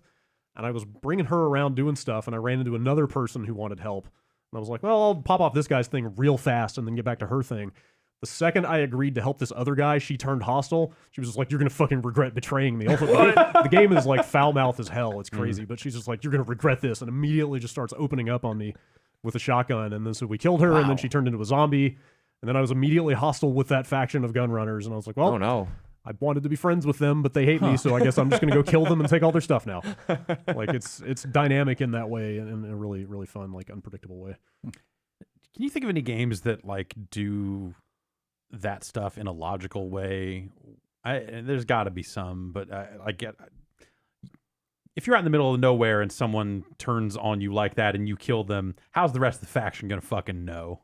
Yeah, You could make up a billion different stories. There's so much shit going wrong. You're like, man, she turned. Yeah, totally. See, look at this zombie corpse. I took a picture of it. She turned and I had to do it. Maybe she left the radio on the whole time. Okay. Yeah. But You never know. and, like whatever. Logic the in video game- games is like a fool's totally errand. But Like the game runs on a machine logic, but you can extract like little stories out of it. You know, just the dumb quips that the characters make and stuff like that. You can assign personalities to them. Like, oh, this interaction happened because of algorithms, but in my head, right, this person thought this, and this is why they hate each other, and it's fun for that type of stuff. Yeah, and part of the reason I want to kind of push ahead against it in the game, and like I feel like there's just like a mountain I got to get over, and then it'll start to click. You'll get there. And also because it runs counter to the way I play a lot of those. Like I play a lot of horror games and a lot of like, you know, quintessentially like when you play any Resident Evil or any of those types of games. I get to the end of the game and I've got like 6 fucking rucksacks full of rocket launchers and health things, and I've never used any of it because I'm like, oh, at some point it'll make sense to use all this stuff, and there just never is. Yeah. And then I've got a whole warehouse full of stuff. And Save Decay is like explicitly built to like push back on that type of player. Like you're just never going to get to a point where you just have too many resources and everything's fine, and like it's specifically meant to like undermine the way I usually play these types of games. And so I think part of the reason I even tell myself like maybe I'm not enjoying it is because it's actually pushing back on the thing that like I've done in all these types of games, because every game lets you do that, and Save Decay is explicitly designed to not let you do that. That's what I find more satisfying about it, is that you can never get to that point. Right. Like I just took the biggest base on my starting map, and I was like, fuck, I got like 5 extra slots that I didn't have before, but what I didn't realize is that most of them are not outdoors anymore. So I can't have stuff like the still that I had in my old base, or like I can't build a solar collector or whatever. Oh, interesting. Because indoor-outdoor is a thing, you know, and it's like, oh, I Right. thought this base was better, but here's a way they actually pulled the rug out from under my like resource production model that I had going. Like you're always guessing, you're always like trying to figure out ways to optimize that you didn't have before. how much of that is because it's your first time through it? Like it seems like, you know, you talk about never getting there, but I suspect that by the time, you know, by the time this podcast is over, this game will have been out officially long enough to where someone has gotten there. They're like, well, whatever, it's easy. It's also situational. Okay. Like, you never And know what base Yeah, like there's 3 different maps, each with any number of bases. So like that specifically would require just tons of hours. Yeah, of yeah, it's never going to be exactly the same. I mean, you always see. In fact, that's one of the game's strengths is like they've got the green and red text that makes it very obvious. Like, oh, you can't build this solar array because you don't have knowledge of electronics or whatever, like skill. Right. You always see what you need. It's just the game is always giving you like -1 of what you need to do a thing. So it's like, okay, I don't have enough slots in my base for this, but I have the person who could build it, or I don't have the person who could build it, but I have a slot. You know what I mean? Yeah, yeah. Like you can never just get there as soon as you know what to do. It's always like scrounging. It's always making the best of a bad situation, basically. Yeah, is what that game is. One of the things I saw someone remark earlier is like one of the things that's interesting about the game is that like when you think about the hypothetical of like, oh, I would be terrible in the apocalypse, like I don't have any actual like practical skills to survive. And I think one of the things that State of Decay 2 I don't know for the original, I didn't play that much time with it, but it like there was one character that I saw on Twitter. There was like what they did in real life. There was a cosplayer, and it's like, well, how would they be useful in the apocalypse? Well, they're good at like crafting, and like so they like the kind of characters that get like randomly rolled by the game's character generator end up like being these interesting scenarios where some of the characters that wouldn't have like. Just because they can't fire a gun necessarily, or they haven't, built up the experience, they're still like they can be practically useful in your base, and that's like kind of a cool diversity for like the kinds of characters that usually are in sort of zombie fiction. They do a really good old job. Cop. Yeah. Army guy. Right. And those they're there, but like there are other useful sort of like people in this scenario. They do a great job of tying the character traits, like just the authored character traits, to like changes to mechanics. It's like I just picked up a lady who was a guidance counselor, and she's got like it's like +10 to conflict mediation in your base, because otherwise like people will get in fights when their morale is low, but she helps with that. It's like really cool A to B from like, oh, this person did this before, and here's how it affects your base. That dude who played a lot of Ultimate Frisbee, so he had better athletics. Yep. Also, like the writing around a lot of those traits and the item descriptions, like the writing has got a really good personality to it. It's got like really good dark humor. Yeah, and I remember reading a bunch of the reviews. Like, it's a janky game. Like, it has a bunch of glitches. But I mean, it has a stuck command. It has one of your radio commands is like call this in and wait 10 seconds and we'll warp you back a few seconds. I like that because it shows sort of an ambition in the game design that we're just going to try and... The game is going to break because of the kind of game we're building. And like, I don't blame, like, I think like, for reviewers and other people like critically evaluating the game, like I think it's fair to point out the game is got tons of glitches and problems, stuff like that. But I also like appreciate the audacity of a game to be like, hey, it's kind of fucking broken. It's ambitious as hell. And just also like we live in an age in which like polish like is like takes the sheen like the rough edges off games in a way that like is actually kind of frustrating. And so like I'm totally okay with the game being sort of broken, and people holding that against it is fine, whatever. But like I'd rather have like a dozen like broken games that are trying to do weird shit than like a bunch of polished games that like got rid of that stuff along the way. So actually having a game that says like, fuck, we got a it's broke button, like it's just kind of, it's both funny and also an admission that like says something about the developers and like the kind of game they're building in a way that I find like very charming. Even if the game, like the ways the game breaks are also sometimes like, yeah, they can be frustrating and maybe it'll like fuck up a quest you're on, but I don't know, that it also feels thematically in line with like the game in a weird way. Totally. Maybe that's me just rationalizing it away, but I don't know. I think that's interesting, and also like kudos to Microsoft for like letting them put in like an it's stuck button.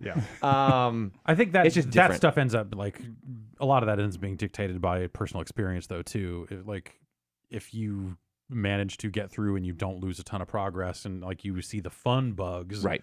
I could see you going like, oh yeah, but if you hit a string of just like, well, I lost this, I lost this, I lost this. It saves constantly, so every time I've had a problem, because I have had to quit and restart it a couple times. Like I had the entire UI disappear at one point. Cool. What? Couldn't access my inventory. Photo or mode, anything. you found it. It's been pretty few and far between, but like I've never lost more than like 30 seconds of progress. Like it always saves every time you pick up resources and drop stuff off. I was gonna say that's the sort of stuff. If it suddenly is just like I lost an hour, or like I worked on this thing for an hour and then it broke at the end and these characters died. Fuck me, I guess. If you were to lose like a high level character, that would be really shitty. But I haven't seen anything nearly that bad. Because that seems like the sort of stuff that then crosses that line of just like now the game is no longer respecting my time. No. I think there's like a very like specific difference between like the two things I'm sort of like calling to. Like, that ruins the fun of the game. At this point, I'm kind of wishing a couple of my people would bite it because I don't have the food to keep up. I have like 10 people. Can you just shoot them? Can't you just? There's no friendly fire, so if they're friendly or not hostile, you can't harm them, but you can exile them, and I don't know what. will happen if I do that. I would like a whole cutscene in a ceremony, I'm like thinking here's about it. Here's a rucksack and a Somebody tweeted at me that they actually take up residence near your base somewhere. So I wonder if they if turn hostile. I wonder if they become your enemy. Just shake their fist at you every time you drive by. Because I actually don't have enough food to feed all the people I have right now. Honestly, the thing that was the biggest bummer, that was like kind of the only standout bummer from watching you play, was the fact that when you rode up on another faction, you couldn't just wipe them out. You couldn't just like try and take them out and steal their shit. Like you can't shoot NPCs. You can't, unless they're hostile. For a game that's all about like you have to survive at any cost, and it's just like about the grim reality of a zombie apocalypse. Like, and you have characters that have traits that are warlord. That say like I will do anything. Warlord like, is one of the archetypes. One of the What leaders. did you do before the zombie apocalypse? I was a warlord. Well, you were saying like most of the warlord guys were like business. Like you had a warlord guy who was like an executive. Oh God! Modern warlords are the worst, and we need to execute them in the street. Is that what you're saying? I just recruited this demure lady that's very unassuming, but she is the warlord archetype. So, but I would have liked this game to have that like really put the morality in your hands. Of, like, are you willing to make some really adapt bad to like calls? every choice that you want to make? I will say like there are enough routes through dialogue or even just in action to turn people hostile that you can kind of achieve that. Like, people will turn hostile on you just because you did not answer their call for help. Like, people who you were friendly with, like, the relationship will tick back down to hostile if you just start ignoring their calls. Or you can give answers when people ask for help. You're like, no, fuck off, and then they get pissed. Like, there are routes to that, basically. But you can't, like, raid their camp. No, not It seems exactly. like you like stealth your way in and murder everyone in their sleep and take their shit. Or, like, put, like zombie bait around or something. Like, I would have liked a way to kind of deal with NPCs. Is there a zombie bait? Can you bring zombies to an area? Yeah, that seems like it would actually be a good way to clear out a base. Is just stick the zombies on them. I'm not saying I thought of this. What are you talking? All right.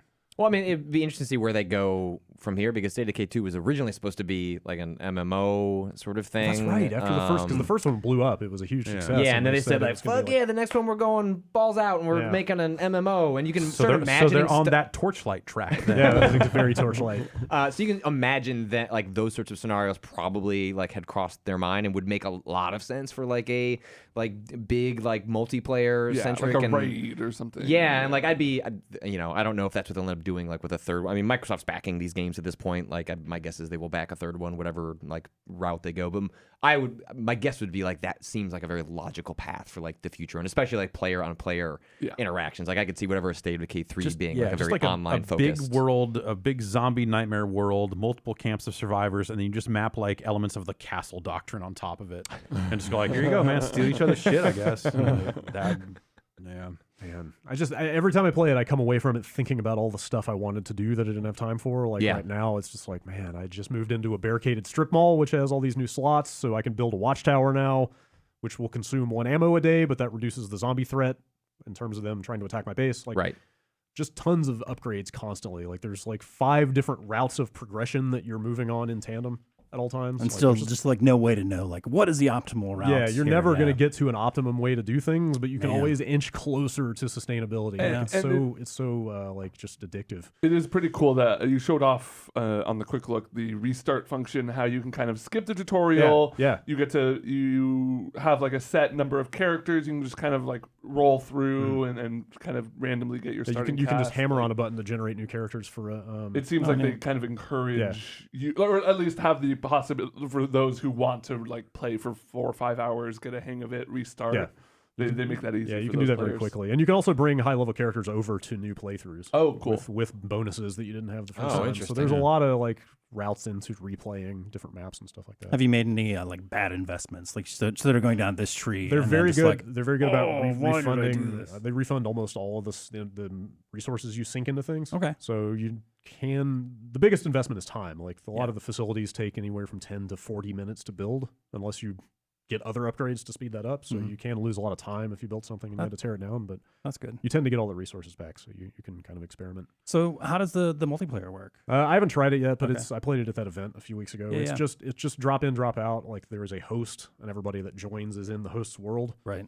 Doing the host's missions. Because they have like when you use like the saved slots in this game are like they call them communities, and so it's like you can have multiple communities going if like you have multiple different like instances of your your playthrough is going. Sure. But you jump into an individual's community. But there's also like Can you bring back resources? Yeah, into you can your send own? resources back to your base, and all your characters level up as you play them in their world. Okay, So- good. But you won't finish your quests or progress like your stuff there. The- materials. The weird thing is there kind of are no story quests to Okay. speak of. Yeah. It's all dynamically generated, so it kind of doesn't matter. I You are found- tethered Yeah. to each other, Saw some people which I saying that. read as a conceit where they didn't want just people splitting off and taking care of side missions and stuff. Right. It seemed to be fairly generous, Yeah. though. I know a lot of people that are picking it up because of Game Pass, so I'm going to try to play some co-op in the next few days. I'm curious to try it. There's like the radio function where like if you're in trouble, you can just like ask for a random player to join Yeah, your it's- game. like a Dark Souls. Yeah, you're basically Whetstone shooting up thing? a Or like an flare. SOS flare. Yeah. It's totally a Monster Hunter flare. Basically, Yeah. just say like because All right, I'm in. there's another radio option that's like respond to help, and it'll join you to somebody's game who's sent up a flare. But presumably then you must earn the like the resource points, like whatever that I forget what's that Influence? influence. Yeah, influence is your currency, which I think is. You must get influence for helping people. Yeah, I bet you guess. do. I bet you do. But I think that's kind of interesting. Now that the game is more widely released, like that's probably a thing that people there'll be people to join. Yeah, I want to try that stuff out. It's a fascinating game. I am super into it. Yeah, I'm excited they like bankrolled it. Like it's a very it's a strange game, and I'm glad that at least the Xbox needs more Yes, strange stuff, and Sure. I'm glad it exists. for sure. Do you feel like they kind of made good on a lot of the warts that were in the previous game? Yeah, I think so. I'm getting out of this what I wanted out of the first game and Okay. could not find. So yeah, I think so. I Good. think it is a much better experience. I hear legend tell of wizards. I don't know. That's what I got. Legendary Wizards. What's up with Wizard of Legend? Other than it being the fakest sounding video game name Yeah. Yeah. since X of Y? Yeah. Yeah. Yeah, totally. I've been playing Wizard of Legend. Came out last week. I should have looked that up. Yeah, I like it. It's okay. It's a roguelike, and it to me is. Jason kind of mentioned this too. It's sort of reaching a tipping point almost on.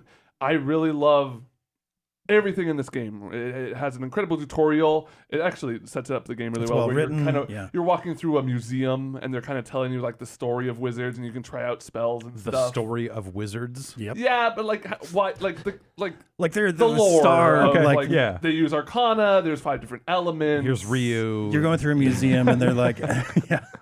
that looks fucked up. I mean, Yeah. just It's actually- all the high okay. points. It's really cool that the first thing you get is like a dash. And they don't really tell you anything about it. It's like, okay, you can just hit X to dash. Yeah. You do a short little like dash, but there's somebody in the lobby doing this really intricate dash pattern.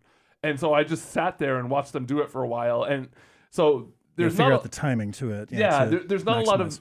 of information surfaced about like cooldown. Like, so you get cooldowns basically. That's the only information you have is kind of how fast these spells come back. But you don't really get a sense for like how often can I spam it or what's the startup and stuff like that, other than just feeling it out. So they have this character just zipping around this lobby, and so I spent like 15 minutes just being able to match them and like really get the timing down. So like just how fast I can spam it without, because if you press it too fast, you only get one dash. Did you guys play that portion of like Hyper Light Drifter where you've got to like zip around the room and you've got to time it out? Yeah. It's a lot like that. Yeah. But then the game itself is, it's got 6 levels, 4 bosses, kind of randomly. And there's like the ice world, the fire world, and the forest world. Earth, yeah. Yeah, and they kind of randomly cycle through, which is neat because like you start out with different element spells, and you know fire is going to be good against wood, but if you end up with a bunch of fire spells and you're in the fire world first, it's not Won't gonna be do as useful. great during that section, perhaps. But Not do as much damage, but I like that. You can assign different powers to each of your face buttons. Essentially, each face button has like a melee attack, and then like an element associated with it as well. And each of those, so you create like a custom loadout essentially. Yeah, you start out with a normal attack, a movement spell, and a special spell that can be like charged when you have full meter. It does something extra, and it's it's like a top-down, top-down perspective action game. Pixely. Pixely. Okay. You take in an artifact, which will have random effects, and you kind of start out in this hub world where, you have two types of income. One that kind of persists and lets you unlock more abilities for your starting loadout. One that lets you buy stuff in game, like in the middle of the dungeons, like, oh, this is going to boost your health, whatever. Like a gems versus gold type thing. So, Kind of the actually really reminds me of Crypt of the Necrodancer, kind of the layout of the levels. There's like hidden shopkeepers. They do something nice where like if you find a shopkeeper and then make it to the boss, it'll open up a portal back there, so you can just kind of hop back. Like once you have money or stuff, there's a lot of really little quality of life things that are really cool about the game. I just really wish it was designed. I totally get why Is one the worm would. starting to turn on roguelikes. I feel like that maybe. happened for a lot of people 2 years ago or I something. don't play a ton of them. Yeah. So it's saying something. I think that it's kind of creeping up on me as well, especially with playing a ton of Dead Cells as of late. But Ben mentioned that the beginning, the tutorial, I think is really well written. I think it frames the world really really well.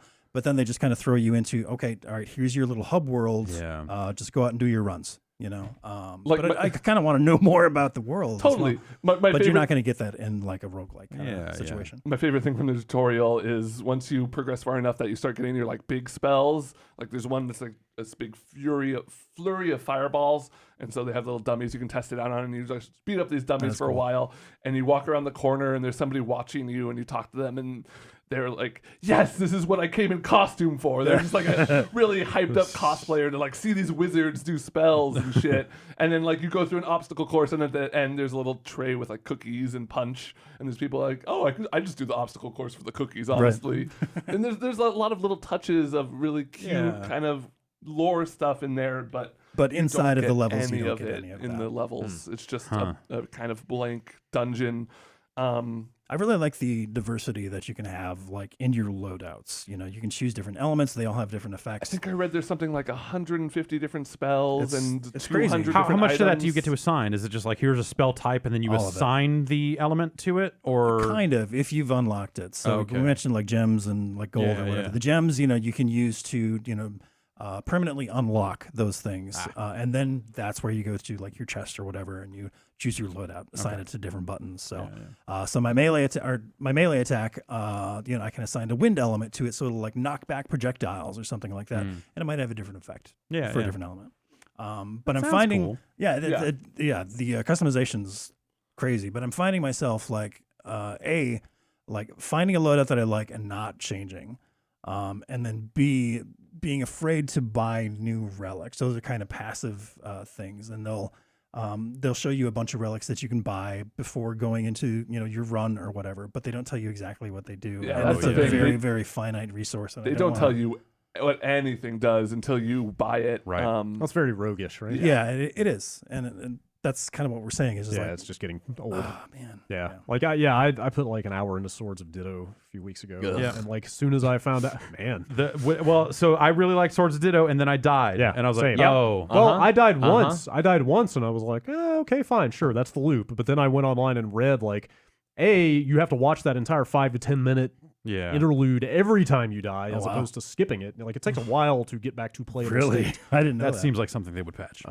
Maybe. And then B, I found out that you take next to none of your progress over with you That's between a bummer. deaths. And Like, leveling means and nothing. leveling is meaningless because all the enemies level with you. Yep. So like What? I stopped playing the game as soon as I It was read a all really that good stuff. first session. Yeah, it's and a then, really- I loved and then my I died, hour. and I was Yeah. like, oh Like man. the art style is fantastic. It's got a lot of charm. Like it makes a good first impression, and then you find out, and it's all just like balancing and design decisions that they made. That if it wasn't that way, Or even like the toys, like the special items you get in those those dungeons that you have to go through. Like those are also randomized, so you may go through like your first toy dungeon and get like what's supposed to be like like the equivalent of like a boomerang in Zelda. And, like this would be a cool fucking thing you're gonna really love using, and like you might actually just get like something that's completely fucking useless. And it's like like this is the part like. A lot, I think my problem with the game was like the balance between authored and random, and I just felt like they got that part like just off in a way that like I often feel this way with a lot of roguelikes, even though I loved Spelunky and like I do like roguelikes, but often with a lot of them I wish they were more authored and It makes you really appreciate the ones that are done well. yes, Like because there are a lot of them that have come out, and I'm still up for a game that does it all right. But I have to ask before we move on to news because we got to get talk about some news. But Did I play Destiny? Yes, I did. No. Oh. We played some more Spelunky on UPF again on Friday. Yo. Turns out Spelunky's still really good. Yeah. Spelunky 2 at E3. What do we think? 500%. That was the hot topic. Is there going to be Spelunky 2? You mean is it going to be there? Yeah, Rory it's was not going to be on Rory, Sony. Rory was ready to declare Spelunky 2 game of E3, and I was like, Well, I don't know if it's going to be. Remember, Sony's Where thing was it is announced like, at Paris Games Week, Yeah, right? it Last was, October. it was announced at a Sony event. But So they're only doing the 4 games, No, right? so the other thing is they said they were doing the 4 games and then said and we'll have some selections from our third party. Yeah, they did say partners. like a And- sizzle reel. And also that doesn't necessarily mean that their booth is only going to be those 4 games. Yeah. But Spelunky 2 is big enough that you think it would. I mean, be more than it was just- the last thing of the Paris games. Be This more was than the just close down. also Spelunky's at a kiosk. But maybe I don't know. Yeah. It could very well just be on a kiosk. Yeah. I don't think so. I don't know I think with the reaction that got after it's revealed, that they would. I think it is super popular with people we know, but I feel like Yeah. there's probably a mainstream that looks at that thing on a Sony press conference and is just like, what is this 8-bit looking platformer thing? Like there have to be a bunch of people out there who have no idea what Spelunky is.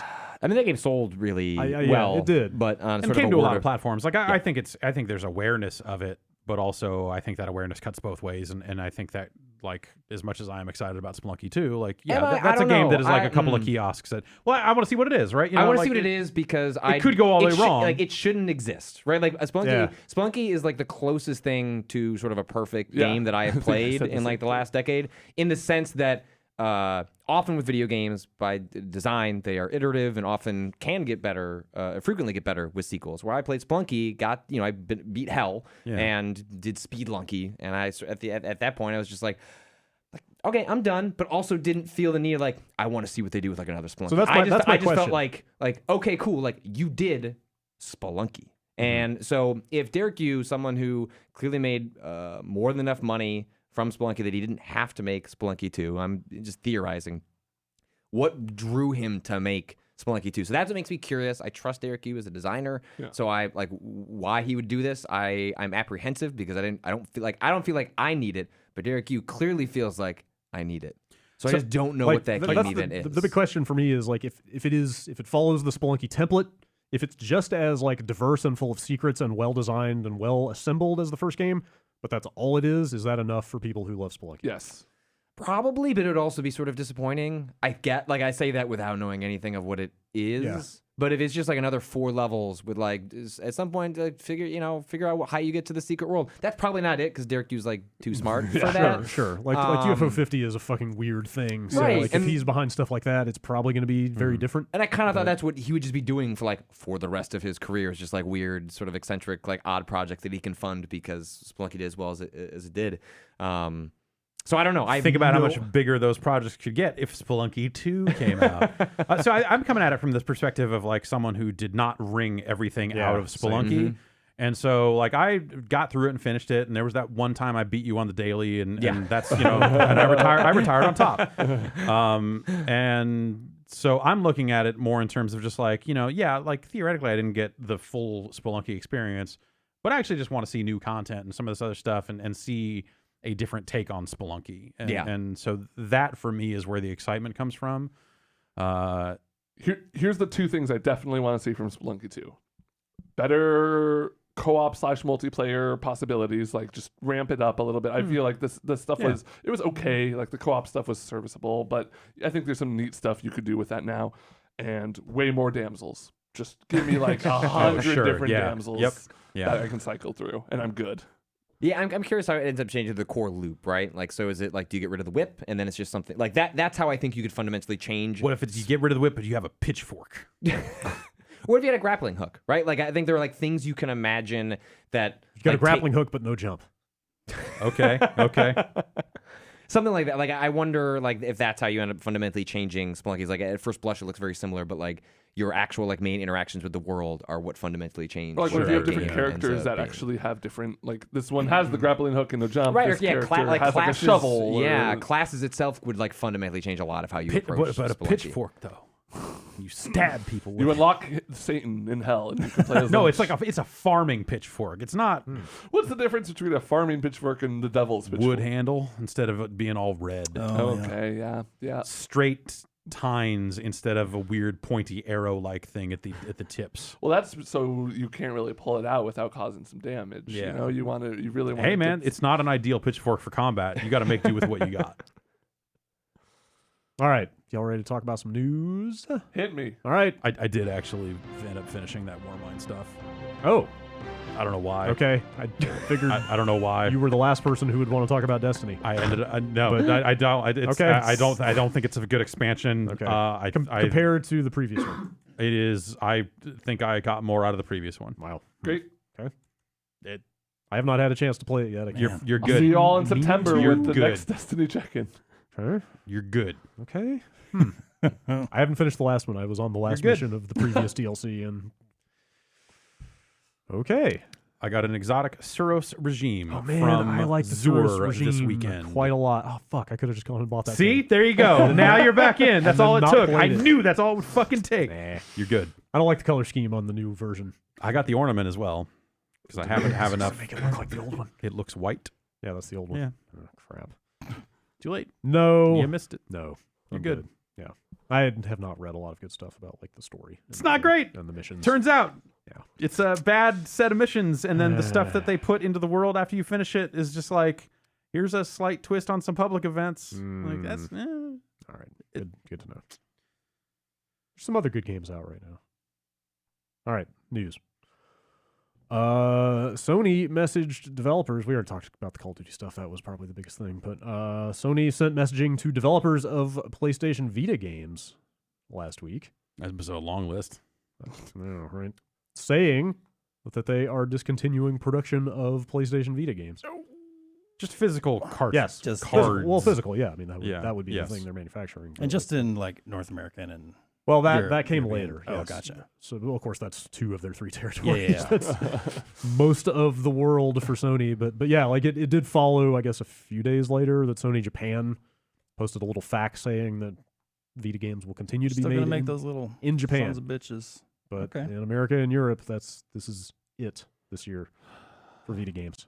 As a fair weather fan of the Vita, Mhm. this doesn't affect me too much. Yeah. Most of my stuff is digital. I think, yeah, and it's just like there's not a ton of people playing the Vita over here. Yeah. Still pretty big. Well, Look, not if huge you're over in you're Japan, coming but out with a really sexy visual novel, you want a physical version of that to come with some hot stuff. That's- You yeah. can't put that a on little Steam towel, anymore. Like a uh, towel, you're yeah. not gonna put it on Steam. like so- some dirty socks, like whatever they're putting with this stuff these days. pillowcase. So yeah, so in that case, you want a physical product, and it makes sense that they're going to still do that in Japan. Yeah. That's How long until the that's Vita's working. batteries start exploding? any day now. I checked 3 of my batteries and they were all fine. Wow, 3 of all my fine. 4 were like I pulled my PSP out over the crazy. weekend, and they were just like, vroom, just like Same. That's nuts. plumped Oh, up and ready to burst. I don't even know where my PSP is. Yeah, well, You're gonna very soon. ticking time bomb. Add the Find PSP it to quick. the list of old consoles that are like melting in your closet. Yeah. Like Yeah. apparently there's something in the original Xbox that's also like dripping. Oh, Yeah, no. there's a capacitor that eventually ruining the original. ruins- You can cut it I've got off. like 6. You Yeah. can't. You can replace it, I think, but it'll like ruin the board if you don't. Yeah, get it out in it'll time. leak all over the board. Oh, great. So but you can. My spider chips. My understanding is that you can just clip the capacitor off of it, and then it won't store your time, like it's the battery or whatever. Oh, it still works without it. Yeah. Okay. Well, yeah. Just do some reading on it. Don't just go fucking cut shit off your board because I said so. But I read some shit that made That it seem doesn't look like right. you could just clip it off and be okay. Presumably, if you're comfortable with soldering and stuff, you could replace it. Sure, that's me. Comfortable with soldering. Look at my face. It's not that hard. Don't trust Jeff. Mr. Just go Sauter. Google it because you can't lie on the internet or give false information. Yeah, there. just Google it and click on the first thing you see. And just It'll do be a it. 20-minute YouTube video with a cool soundtrack telling you how to do the capacitor What's swap. up, everybody? It's Capacitor Carl here talking. I just want to let you guys know that you Next. shouldn't do this on your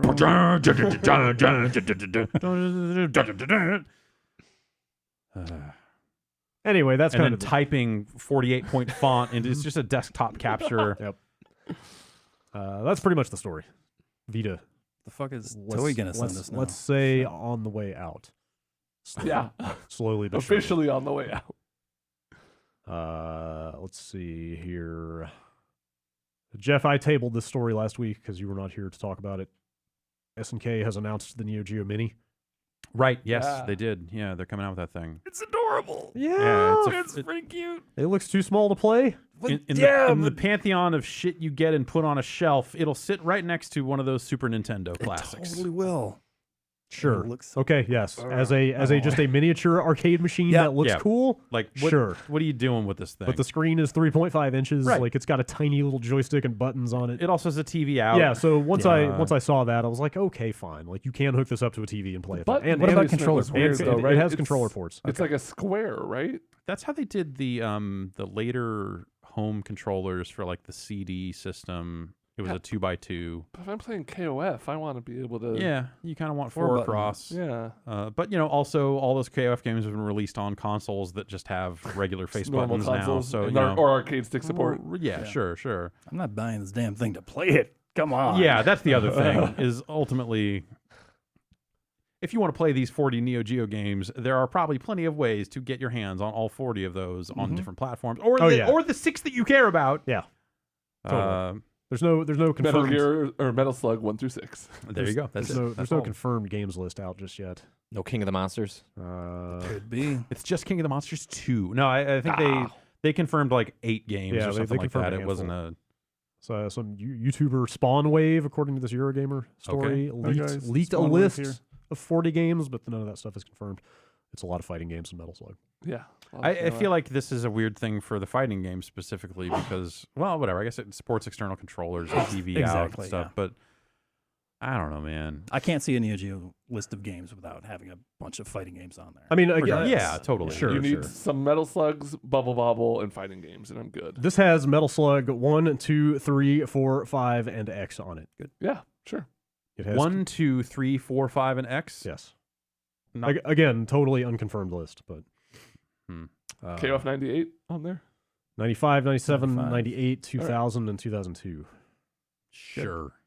Sure. I mean, yeah, they got the couple that you would probably want, I guess. I mean, this has got a King of the Monsters, Good. Ninja Masters, Yeah. Blues Journey, Robo Army, Crossed Swords. Yeah. Mhm. I haven't even heard of some of these. Ghost Pilots, Yep. Last Resort, Okay. King of the Monsters 2.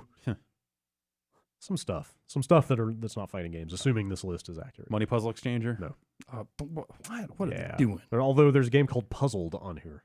Yeah. Maybe I don't know that's what that is. Wind Jammers. No. Yeah, it's going to be stuff that SNK has full control over, Yeah. and Also, all that have stuff, they so- only announced this for Japan? No, there's 2 versions. There will Okay, be because all the pictures I've got here are, I assume this must be a Japanese MVS.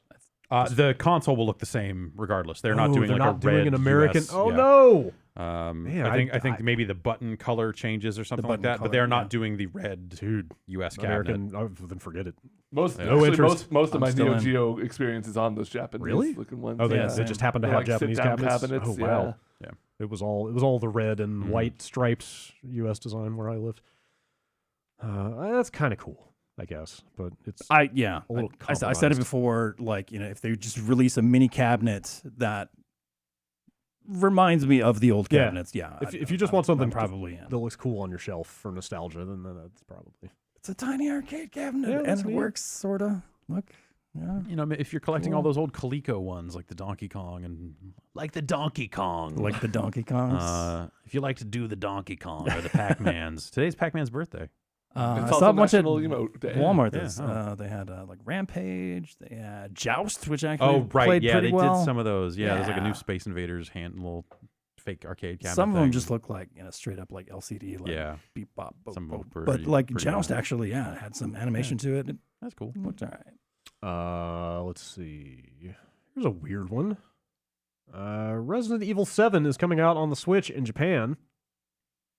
It's a 45 megabyte download Mhm. because you're streaming it. Resident Evil. You are straight up PlayStation Now style streaming it to your Switch What? to play it. Yep, that's what Phantasy Star Online 2 on Switch is as well. Oh, really? Oh, PSO, cool. It's called PSO2 Cloud, Cloud. and it is straight up. This is totally called Biohazard 7 Cloud version. Yeah. So I guess Have you that's attempted to use it? Yeah. Over here? Yeah, I have. Yeah. The latency was such that you would not want to play it. Fuck me. I wonder if Well, I wonder if all the streaming is hosted in Japan. It must Oh, be. I'm Yes, sure. yeah, for this Japan only release, sure. And actually PSO2, if you don't have a certain speed. Like if you are under, they have a cap where like if you're below this line, they won't even let you try to play it. It'll start to stream, and then a menu will pop up over it that is all in Japanese that I think says, "Get fucked." That's the worst. Your internet is not good enough I to want play to play this game. PSO 2. No, you can't. And so the first time I launched it, it did that, and I was like, "What the fuck is this?" And then I went and read. I was like, "Oh, weird," and didn't even realize that it was a streaming thing. And then I tried it you just again, and assumed actually that I cloud got was in in. it. And it was like even just like entering my login and password was a fucking arduous process. And then of course you can fan translate the PC version of that game, so playing it on other platforms is not a great experience anyway. This seems a little dodgy to me, also, just because the Wi-Fi on the Switch is not the best. Yeah, Like that seems. And half of the appeal of the Switch is you can take it on the go. Yeah. Also that. Internet's better over there. So, like, this is going to be the only version of the game, and they're not going to have a packaged. Why would they port? I mean, know- the I amount of know. work they would That's have so to do much to work, port yeah. it. I think that has more, Capcom in general has been sort of late to the Switch. Like I think they've acknowledged like publicly that like maybe they underestimated like how big that thing was Like going to they be. Most dropped- Japanese companies did, and most everyone did. And it's like by the time you ported that, like let's say it came out next spring, at that point like the RE7 team has been working on a game for 2 years. Yeah. Like what do you? And it's just it's so much work to take a game made for PC and PS4 right. and bust it down to something like And this. they did it with Doom. You know, They could, You see but where yeah. the corners Yeah. got cut. Yeah. Like, there's no reason why you couldn't do the work to port Sure. Resident Evil to it. But Yeah. like, would it be the same It's game at that point? financially, Like, yeah. and would it be worth it? And Yeah. to be fair, this thing's only $20. Okay. So there's that. You can download it for free and play it for 15 minutes. And then if you want to pay the Just in time to get spooked. I mean, that's good because You you can want test to try it, that yeah. out to see Yeah. if it's going to even be an acceptable experience. It's an interesting experiment. Yeah. I think. I don't know if it'll make its way over here or not, but it's kind of cool. I would doubt it. Cool. Yeah. to see. My guess, that I wouldn't be doesn't- like I wouldn't be shocked if that just remains like a weird Japanese and thing. you can import Yeah. it if you want, and it'll probably won't even work as well. We should try it. Oh yeah, totally. we Yeah, should- I we mean, should try it's a that. free download. Like, why not? Yeah. Like hearing about PSO doing this, I would think that it was like a storage space kind of situation, but it doesn't seem like the case with this. Seems more like a hardware Yeah, this limitation. is just too That's why- demanding. Yeah, to well, the run PSO2 easily. thing is weird because that game did come out on the Vita, Right. and it is just the game. I don't know if they have kept that version up or not. I have no idea, but so they did. Yeah, have it's a to- workaround for something. Just what exactly is going to be a case by case, I guess. So, Sure. Yeah. Interesting. Let's see here. Let's take a quick break, and we got a couple more news stories and some emails to get through. All right. We'll be right back.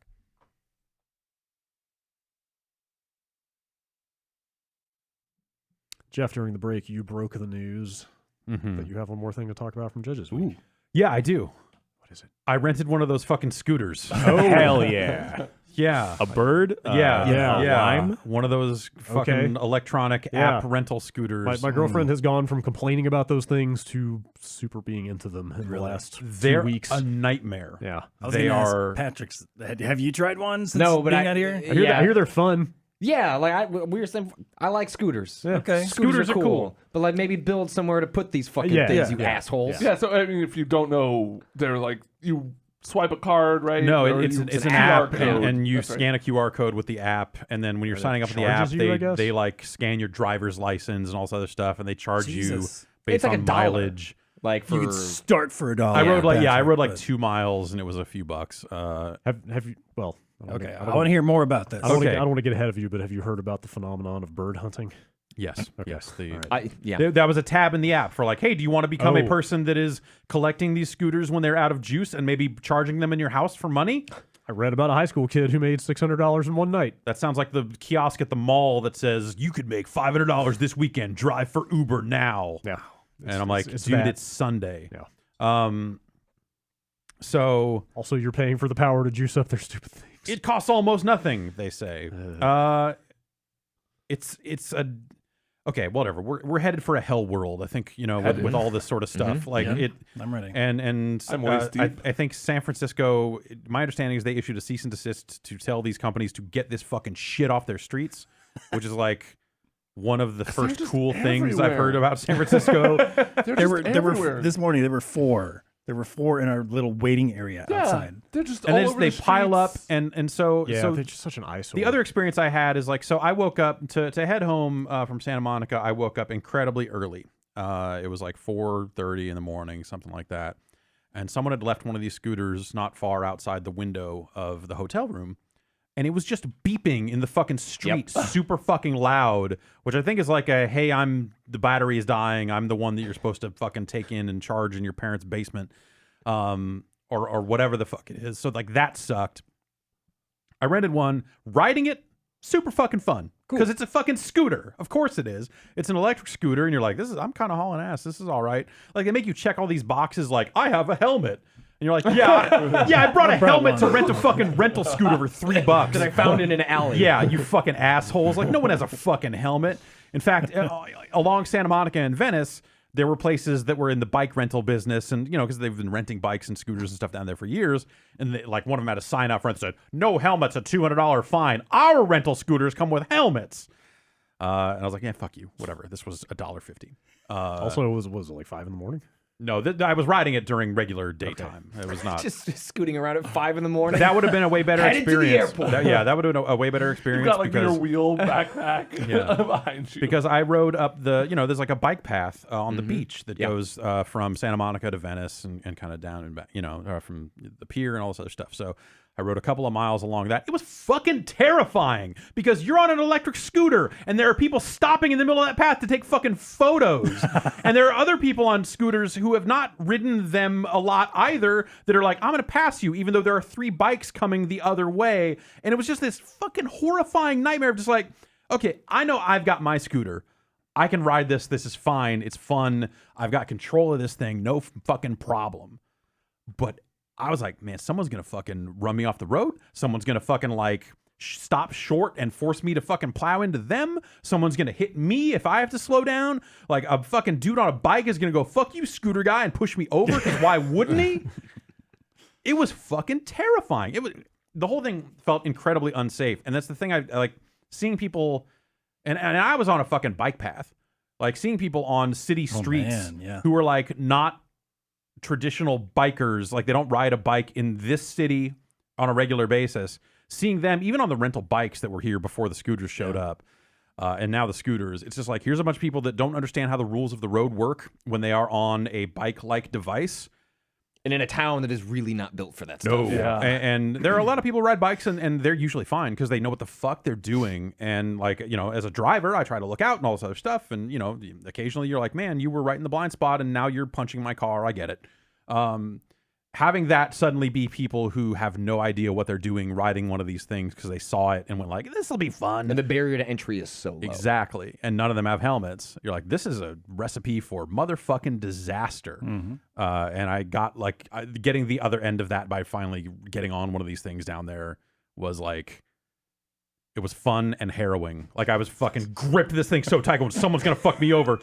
Like, this is a really fun time, but I'm not having any fun because someone's going to fuck me over. And the idea of just like, let's turn left and go up the beach and go up onto the streets and ride to this. I was like, fucking no way. Like, I'm getting off this thing now because sounds like you need a swag board. Yeah. Ultimately, yeah. I hear those are pretty. I'm waiting for the Toys R Us discounts to get low enough to where I can afford one. And also I'm waiting for me to be under 150 pounds. Gotcha. So that I can stand on it. It's good to have goals. Yeah. There, a friend of ours that we were hanging out with this weekend, a lot of the scooters get like dumped, like right where they're near their apartment is, and it just fucking piles up. And they said earlier this week, one had just been put in a really obnoxious spot in front of their place, and someone just went out there with a baseball bat and just started wailing on this fucking thing. Fun as and then shit. Then it starts beeping like loudly, saying like, "The police are being contacted. The police, please cease and desist." Man, and that then, is some real. and then like a crowd like emerged and just started like, yes, and it was like just destroying this thing. Fucking rise up against our robot masters. Like no cop showed up. Like the wreckage has been there for like the better part of a couple of days, and like people come by and just take photos. Like they're taking selfies with the wreckage of this fucking thing. And I was like, look, we gotta trash these robots while we still can before they have guns on them. Yeah. When I mentioned on Twitter that these things were a nightmare, I got someone sending me like pictures of a bunch of them thrown into the bay and got really excited. I mean, don't throw it in the water. No, fuck. I mean, well, whatever. Do what Beat you it have with to a bat. do. Yeah, but also submerge it into water so that it does not work anymore. You ain't calling the cops now, are you? What is? Yeah. I wonder what is the law around destruction of property if it's just left out in public. Right, exactly. I don't know what the legality is Like, there. I don't understand it either. It's enough to make me want to just like, because people, I've also had people writing me like, hey, if you clip this wire, it loosens the brakes on it, and then you can just ride it. God. You know, it might not have the motor, but like you can just fucking ride this thing. It's fine. I saw some kids do that. Yeah. Yeah, because you have to be 18 to ride Yeah. one of Oh, them. sure. Saw some high school kids just clipping wires and scooting. Yep. Fuck.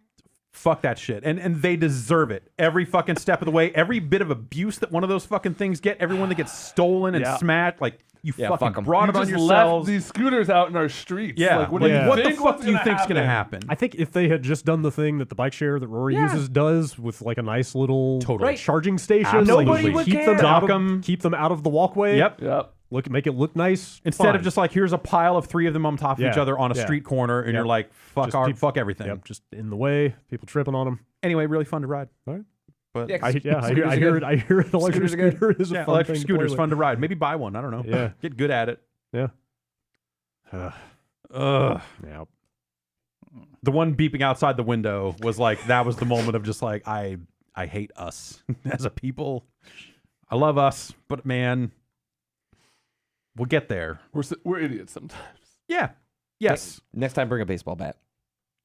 I feel like I would need more. Sledgehammer.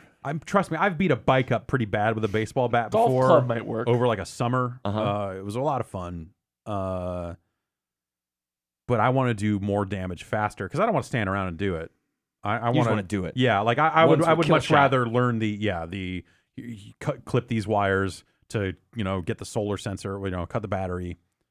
What about just like a nice blowtorch, just cut off the upright part? Yeah, Just that'd be a good one too. Yeah. I'm surprised that more people aren't just slashing the tires on them. Oh, I figured that would have been the softest that's just target annoying. of just like, I've got a knife and fuck you. Are they not those like hard rubber? I don't think so. Okay. They felt a little bouncy. They didn't feel like hard rubber. I could be wrong. I don't know. I guess I'm not necessarily advocating going and destroying those things, but But you're not. Hey, do what you think is best for society as a whole. Dream. Believe in Yeah, dreams. I believe in dreams. Wherever your dreams take you. Yeah. All right, a couple more news stories here. Epic, makers of Fortnite, are putting $100 million into Fortnite, specifically the eSports. I love this. It's the first year, right? Their first year of Yeah. competitive. Dude, that's I don't know if you heard, but that's a lot of money. Fortnite Mobile made $50 million in its first month. Well, I guess they've got it. So $100 million actually It's not a big deal. But yeah, I mean, like we've seen, Dota already had a competitive scene before the international, and that Valve just putting in a bunch of money into it was really good. It provided growth, and a lot of companies are out here talking big game about how their game is esports, but don't do really anything to support it other than saying that it's esports. Oh, it takes more than that? Yeah, it turns out Weird. it does. Shit. It's been like, what, maybe 2 years, maybe 3 years since $20 million sounded like a fuck ton of money at the international. Yeah. Of course, I mean, this is not for This one is a tournament. pool, yeah. This is for, a series of tournaments. It's not $100 million grand prize or something. It's just crazy. like over the next year, they're going to dole that out in prize money at Yes. various tournaments. Yes. They'll probably have like one big tournament, like an international. Cool. I'm like, having a big tournament in my basement. Can I get it supported? Can you get like Can I get 50G? Yeah, can I I'll just take- get like a couple million. Be fine. I gotta buy pizza somehow. Yeah. We need some scooters. yeah, right. I'm still confused what the competitive esports scene for a battle royale looks like, because PUBG has been trying and Yeah. they still haven't hit it. Mhm. But I like at least that they are committed to supporting it. They're doing one at E3 called Fortnite Party Royale. Is this the Is that pro-am the thing? invitational? I guess so. Yeah, I mean, this is the thing they announced a month ago, so Yeah. it must be that. Yeah, because that's going to be like, here's a player with a celebrity. I saw they just started announcing names. It's going to be like Markiplier and Joel McHale. No, Okay. that's perfect. Sure. Yeah.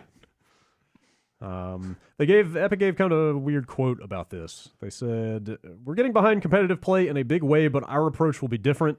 We plan to be more inclusive and focused on the joy of playing and Good. watching the game." That's So I don't know if that means they're not going after like the hardest of the hardcore. Yeah, sure. I mean, I think like that what the fits rules that are. fits the tone of their game. Yeah. Yeah, what the rules are and all that remains to be seen. Yeah. But like, I think finding ways to have tournaments that anyone can enter, I think, is a huge thing. Because it's like the esports stuff. Like, there's only a handful of people that can even hope to compete in that, and watching it, you're only going to pick up so much. But if you can find ways to incentivize, like give players reasons to enjoy getting better at your game, even if they're never going to be at this big pro level. Yeah. Like, that's always been the one of the more frustrating aspects of the esports stuff for me. Is it just like it drives people to this, like, here's the way to play to win. Here's the it drives people down this road, even if they're never going to be that good.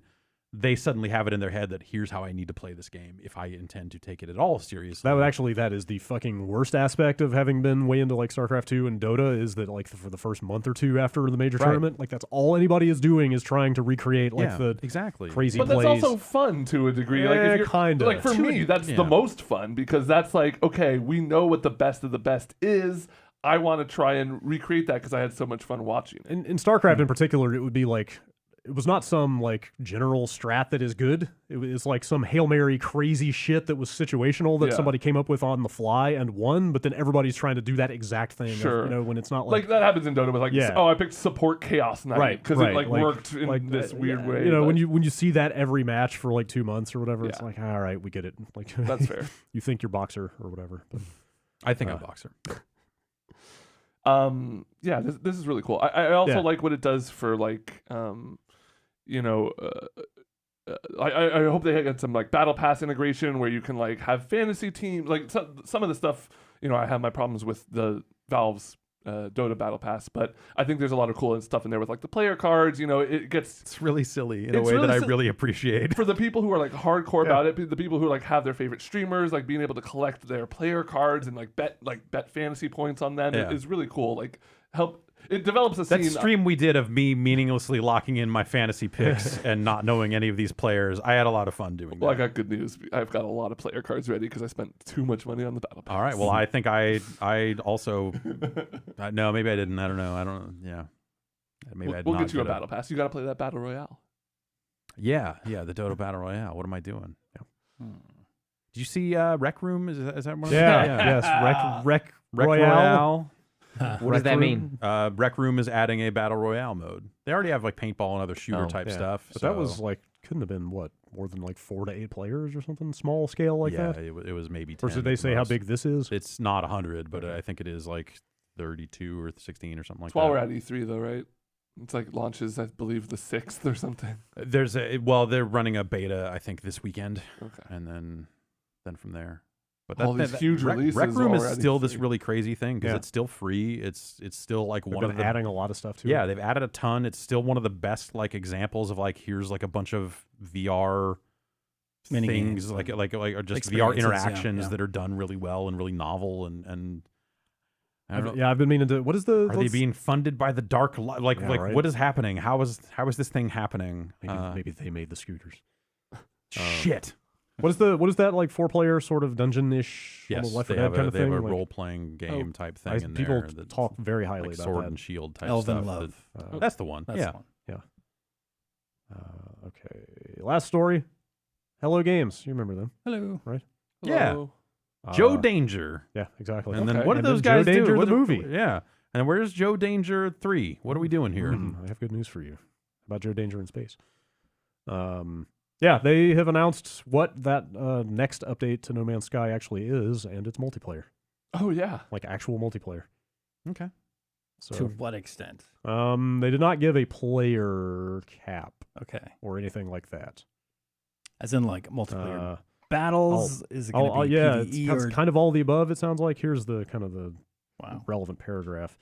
You'll be able to explore the universe with your friends or bump into random travelers. You can help friends to stay alive or prey on others to survive. Your group can build anything from tiny shelters to complex colonies spanning planets, and everything is shared online for others to visit. Fight as a pirate or a wingman in epic space battles with friends and enemies. Race exocraft across weird alien terrains, creating racetracks or maybe just scenic trails to share online. Rad. They say visit, but can you destroy it? Right. I don't know. Let's hope not. Probably depends. Yeah. I wonder. Depends yeah. on how friendly or cutthroat they want. Can I take it over? So- like what is That would be cool. That Well, I would mean, be. Or it'd be I'm hoping they fucked, still 'cause have like PvE and I don't- PvP. Like, I servers. spent 200 hours building this sick Yeah. base, and then like I don't know. Maybe it's coming off of State of Decay, but I'm kind of getting into that sense of danger. Like that risk is sort of what Yeah. I'm looking for. So sounds that, like that you're actually ready sounds- to head back to Sea of Thieves. That's a very non-chill way of playing Yeah, that's true. No Man's Sky. Yeah. So That for game like, is like therapeutic and like, Yeah, that's fair. Well, Well, there's still- do you have to be online? No, Is- there's- is- I mean, it's opt-in. the game right? already has multiple modes. Like Right. You could already start like an offline. So if you just want to build your base, like you're yeah, good. Yeah. Okay. Yeah. Although if it's all one shared universe, I don't know how they. just these planets aren't I don't know if there's like accessible. opt in or opt out PvP because it says you can just like prey on others to survive. Makes Yeah. it pretty much sound like It sounds like just go fuck some people up. roll up on somebody and kill them and take their resources. So I don't know. Actually, like this almost sounds like they made Privateer or something. Hmm. You know, So or Elite. I wanted to go back to No Man's Sky for a while, just assuming that this next big update would be like a story. I don't know, something, because they were very vague about it. But now it sounds like maybe I want to have a lot of resources ready to go for when the multiplayer's ready, so that like if I I want to, wonder. Yeah. it puts it in a weird place now of like I don't know if I should wait. I haven't tried it, but people talk about that. The last couple updates, like the story stuff, is kind of there Yeah. already. Yeah. Yeah. That's the stuff they've been doing. It sounds like you kind of can get that now if you start. What about performance? Have they improved that at all? I don't know. I think haven't right heard after much. release they did. They've some been stuff. doing Yeah, after- work oh, yeah, on yeah, that yeah. console version. Yeah, after anyway, launch, yeah. it PC got in version pretty might- good shape. might- my I don't know if understanding it's stabilized or got or cleaned what. up quite a bit. Good. Did from- they give a from what date for this stuff? Yeah, it's gosh, I lost it. July 24th. Okay. That's also That's going to be the Xbox that's One the date date. the Xbox One version comes out. Oh, cool. I'd be curious to see how that version looks. That's Yeah, that's totally. a powerful console. Yeah, like it already the PS4 Pro version looks pretty nice. So I bet that Xbox One X one will look even better. And yeah, that all the multiplayer stuff's coming to all versions simultaneously. I wonder if they all talk to each other. I bet not. Yeah, that seems. Did they ever confirm if PC and PS4 share the same universe? I don't- Because I you're don't already know. like Yeah. naming, discovering, Right, and yeah. naming planets. I wonder if like They're that stuff probably was all carrying separate. over. I think they're all. Like, are separate they just they're instances. just gonna have to like make Yeah. 3 copies of the universe for each platform or something like that? I don't know. It's kind of cool. I want to try this. I mean, if This you sounds- were yeah. if you were suddenly getting access to it on the Xbox One, wouldn't you want to name everything? Not well. I don't know. I guess like that's There's assuming that probably a everything's lot of named. I planets. guess there's a lot of Right. planets. a lot of but planets.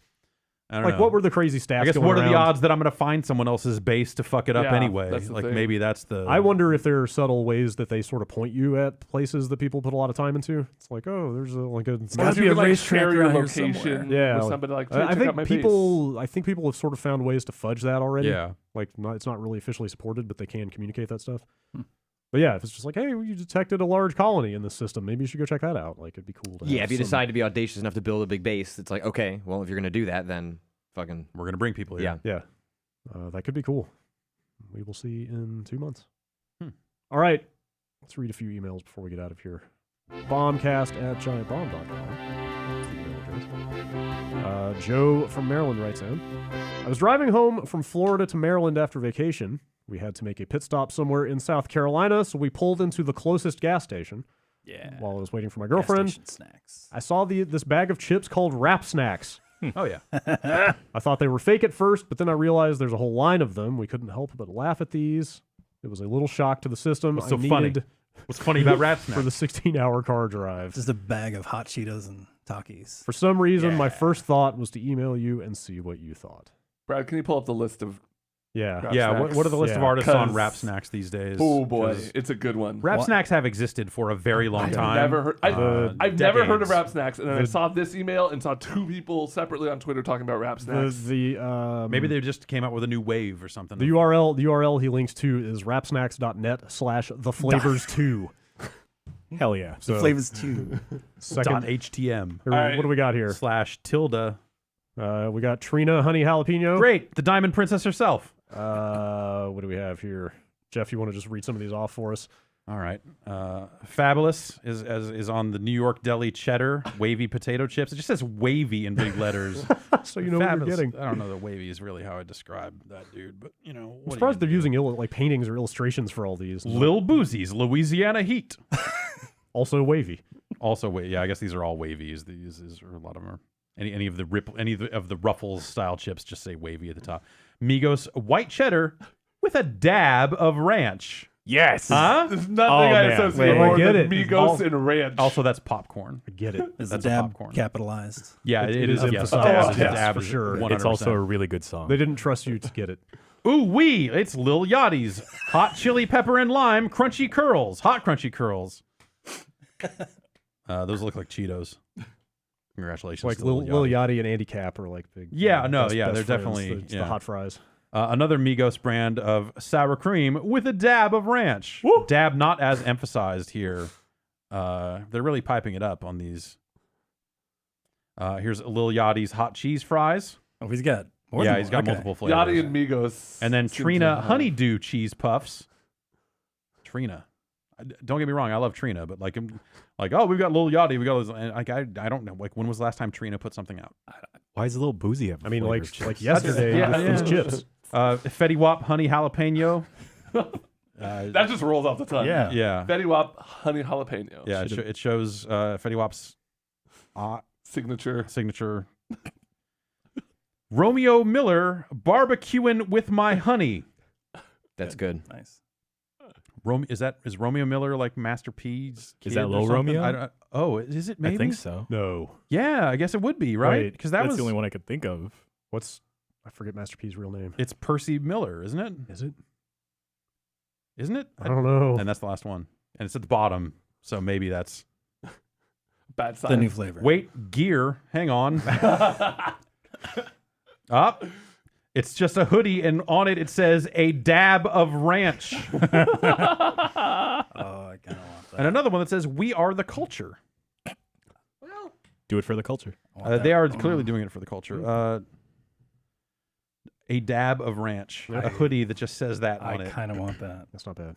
My daughter, we recently bought a Google Home for the house, and she Is it terrible that when you first said that, I was like envisioning some modular future home that you like moved into? I was like, wait, what? Oh, you mean your Chicago's corporate, weird. your corporate approved Yeah, housing? right. Uh-huh. Yeah. Okay. Housing yeah, unit. sorry. Go on. And so in the morning, like before getting ready to go to daycare and stuff like that, she can't quite say Google. She go ego go, because she wants it to play something. We thought she wanted to, you can ask her questions like, hey, like, what's a monkey sound like? Stuff like that. And we Yeah. distract her. She's quick. Like that was originally what she meant when she was saying, hey, Google. For a while, we would like to play music for her and she would dance. And then what we started to realize was that the more consistent dancing was happening with hip hop and R&B. Yeah. And then as a joke, we started playing Flo Rida's Feet T-Pain's Low. Oh wow. And then she now associates Hey Google with that song. Wow. And so when we try and play other things, she'd be like, no. She wants and to then, get low. So then we would ask, put on the Apple Bottom Jeans, which Google does recognize as like a way to pull up that song on Spotify. It's like, hey, play Apple Bottom Jeans. And like, Yeah. okay. All right. And so now she dances to. And that's your life now. That's my life now. I She saw- also likes other T-Pain joints. We've Babies. noticed like Okay. booty, like Yeah. booty, booty, booty, booty, Uh-huh. booty. Left Buy- cheek, buy you a right drink? cheek. Yeah. That's the hits. Your life is now babies and AI. Yeah, and then she sits. One time last week, she was laying on the floor, getting low, as they say. Been as there. low as you can go. Been and there. then she was laying on the floor. She's a year and a half, and she was sitting there going, low, low, low, low, low. Like, this is my life. Yeah. I can't tell if this is hell or not. That's but- how it happens. That's awesome. So Do you have if any you're interest thinking about having kids, Yeah. this is what you can do. Okay. Great. I'm in. Sounds rewarding. Yeah. I got a press release not that long ago about like Pac-Man for Alexa, and it sounded like maybe it was also Google Home, but it was like some kind of like it sounded like a choose your own adventure story with your voice. Yeah, Maybe a year and a half is a little young for that, but I just like, are you at all interested in like how has the voice Man, stuff that's been cool. overall? It's like an Because- interactive radio play. Yeah. Or something. Then, yeah, I think it's like based on like the Pac-Man Adventures, like or Yeah, probably, something yeah. like that. No, I think that sounds neat because like I've heard that, like those little devices are like actually they're both a blessing and a curse. Yeah. Because they can ask it anything at any time. Uh-huh. And then she's ordering rap snacks. Exactly. Yeah. Well, I guess for the Alexa, then if it's connected to your Amazon. So I account- have an Alexa, and at one point I was like, I need to put the Alexa away because it's just it Too started easy. creeping me out. I actually started being like, I don't know, like I know that like I'm literally carrying a microphone around with me all the time, but something about this microphone specifically feels over the line. Yeah. But it can do multiple timers, which is mostly what I bought it for. Yeah. Like I cook several times a week, and like Siri is whatever, it's fine, but it's not particularly good. And like for whatever reason, Apple's not built in the ability to do multiple timers, and so I literally bought one of these mostly because when I cook, it's nice to be able to say like, hey, 15 minutes for like potatoes. Have you done anything where like I think that's what Tatum and them, I think like they're literally doing like AI recipe stuff of just like, okay, what's the next step, and having it like read out recipes. Yeah, that's awesome. Yeah, that stuff is awesome. And I use it for timers and to play Timers T-Pain. in particular. Yeah, there well, you go. Timers and T-Pain. Yeah. It always creeps me out how fast they respond to. Like, 'cause they are listening. They are waiting for you to say something. yeah. It's like, hey, Google, ba-ding. Yeah. What's up? What you need? Yeah. I got you. Got these wrap snacks on the way. I already ordered them. Yeah. I know. Let's get low. All right, let's. With this next email, Joe writes in. He says, "Greetings from Vienna. I just watched the Runner 3 quick look and got curious which other characters Charles Martinet has voiced over the years, and was kind of blown away.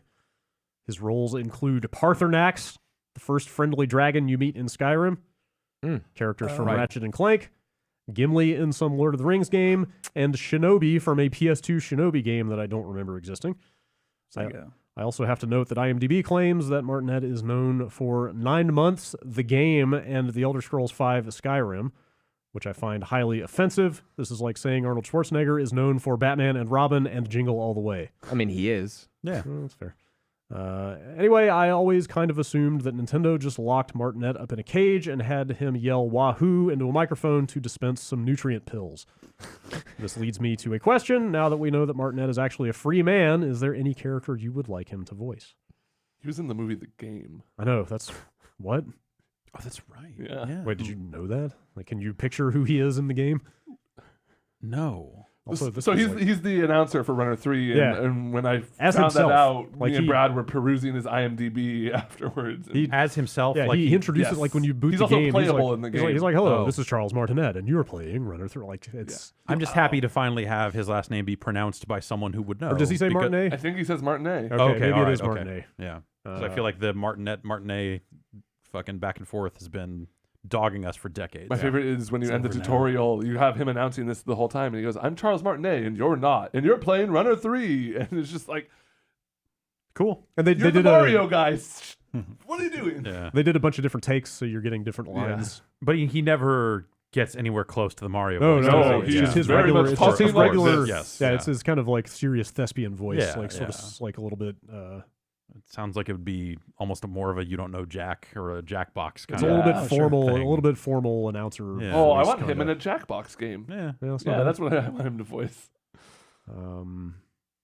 I was under the impression that Nintendo treats him very well, so I don't think he's being kept in a cage or anything. There are worse I cages don't- to be in. Yeah, I don't Yeah. know. I don't. Also, if actually. you go on his IMDb page, there are a lot of Mario games out there.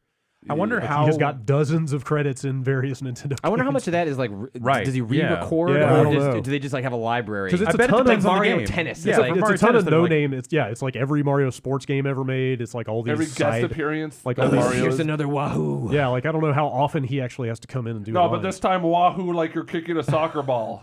I Do wonder. you think there's just a sound library? They had him just do a generic set of Right. like the catchphrases, and they can. It's just, like getting syndicated on TV. It's Right. like once you hit a certain amount, you're good. Yeah. Yeah, I wonder if it is that where they just. I'm sure depending on the game, if they just like we just need a Right. woo. He's We got a- need he's a got- Wahoo, he's got we a need a new Let's move in this Go, one. and we need an Oh No. All right, just check these off. Yeah. And I wonder if when they do get him in, if they do just like record him for a set amount of just like give us a bunch of takes of this so that 5 years from now we can use this and your contract is such that we can do all. I assume they make it right with him. They're not like stealing his voice. They need to just go all the way and make the voice print, like do the sound. make a Vocaloid. Yeah, do the Vocaloid. Did you know he's local? Yeah. He is. Yeah. Yeah. I didn't know that. He's a Localoid. If you go to his website, which I highly recommend everyone out there go to his website. It's a very good really website. good website. Huh. Okay. You can see his It's one of the sizzle best reel, websites. his acting sizzle reel. It's a great. Yeah. Huh. Let's check that out. Yeah. Ian from Macon. I don't know which one. Georgia? Probably. Let's go with that. Texas.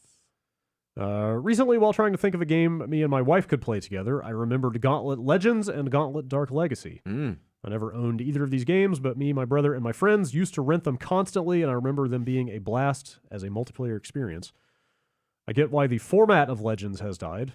Arcade-style games are a thing of the past in the online-focused multiplayer world, but can you think of a reason why there isn't a PS1 Classics version or a Steam release of Dark Legacy? In doing my research, there definitely seems to be an audience for a re-release.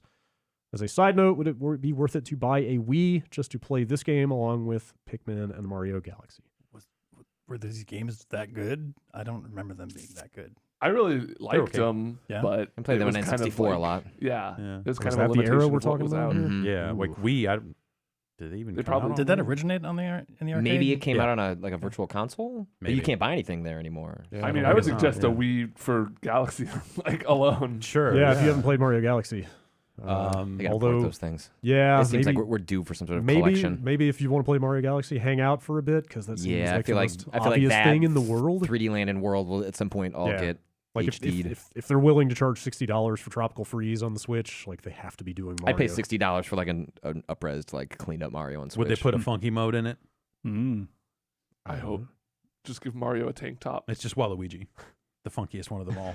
I typed in Gauntlet, and Dark Legacy was the first thing it suggested. Yeah. PS2 and GameCube. Yep. For that Oh. one. Oh, For so I Dark guess you Legacy. could get a Wii and you could play Legends it. was 64. So you could play. Legend. Okay, that's the one I you was could, thinking. yeah, if you had Because that was the also an GameCube. arcade So game. Dark Legacy was like an upgrade to Legends. It was a Same basic thing. Yeah, same basic game, but like an expansion. Like so Gotcha. that shipped to arcade operators as like here's a new hard drive and some chips to turn your Legends into a Dark Legacy, which was the point at which I broke our Gauntlet Legends machine in the office. Trying trying to to perform that upgrade. Oops. Whoops. Whoops. I think That's what Ryan happened. McDonald took it home and converted it into something else anyway. Because it turns out owning a Gauntlet machine or having ready access to it really exposes that Gauntlet is just there to suck money out of you. Yeah. And I feel like the home versions oftentimes didn't really do a great job. Though I was pointed at the Genesis version of Gauntlet 4 recently, which has a weird quest mode in it that is weirdly deep and kind of awesome from the little bit I saw of it. Anyway, point being, that's a Warner Brothers thing. They, so that was an Atari game that became a Midway game when Midway bought Atari Games. And then those home versions, I think, came out around that time. And then Warner would have bought it with all the other stuff. That Gauntlet game there's a Gauntlet game on PS4. Like they put that out a couple years ago. Right. No, it's okay. It's like a downloadable, Yeah. like $15, $20 thing. Oh, It was all right. That's right. I forgot about that. I don't think it's going to necessarily scratch the same itch that Legends and Dark Legacy did. It's a pretty different thing. Yeah, Like but it's it- probably cheap by now if you Yeah, want to give it they're a shot. trying to push into a Diablo-esque territory in some ways in that Gauntlet game. Yeah. Inevitably, they'll put out another one of those, and then maybe they'll touch on. I wonder. Yeah, I don't know. It's Seems like every 4 years. I don't know. Put out Yeah. another Gauntlet. yeah, We sure. own it. Yeah, why not? Yeah, so maybe they'll do another arcade collection someday and include it in that. That might be the best way to Oh, go. there you go. Yeah. If you're willing to wait. Otherwise, yeah, you could. I guess you could get that GameCube game and get a Wii and play it on that or whatever.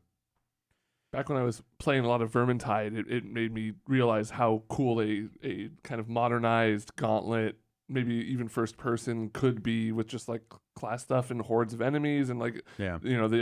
The kind of core loop of trying to find whatever's spawning the enemies and going over to Sure. wake your way to kill that. Like that's Yeah. kind of a wave based survival-y thing. Like I think there Like could be a space for when a, you go back to like what was Gauntlet, it was hordes. It Yeah. was just tons of enemies. it's like crowd Yeah, control yeah. and yeah. Or it was just like choke points, Yeah. because like a lot of the levels would just have like areas where I'm just going to stand here and keep shooting axes into this hallway until all these grunts are dead Yeah. and slowly push our way forward.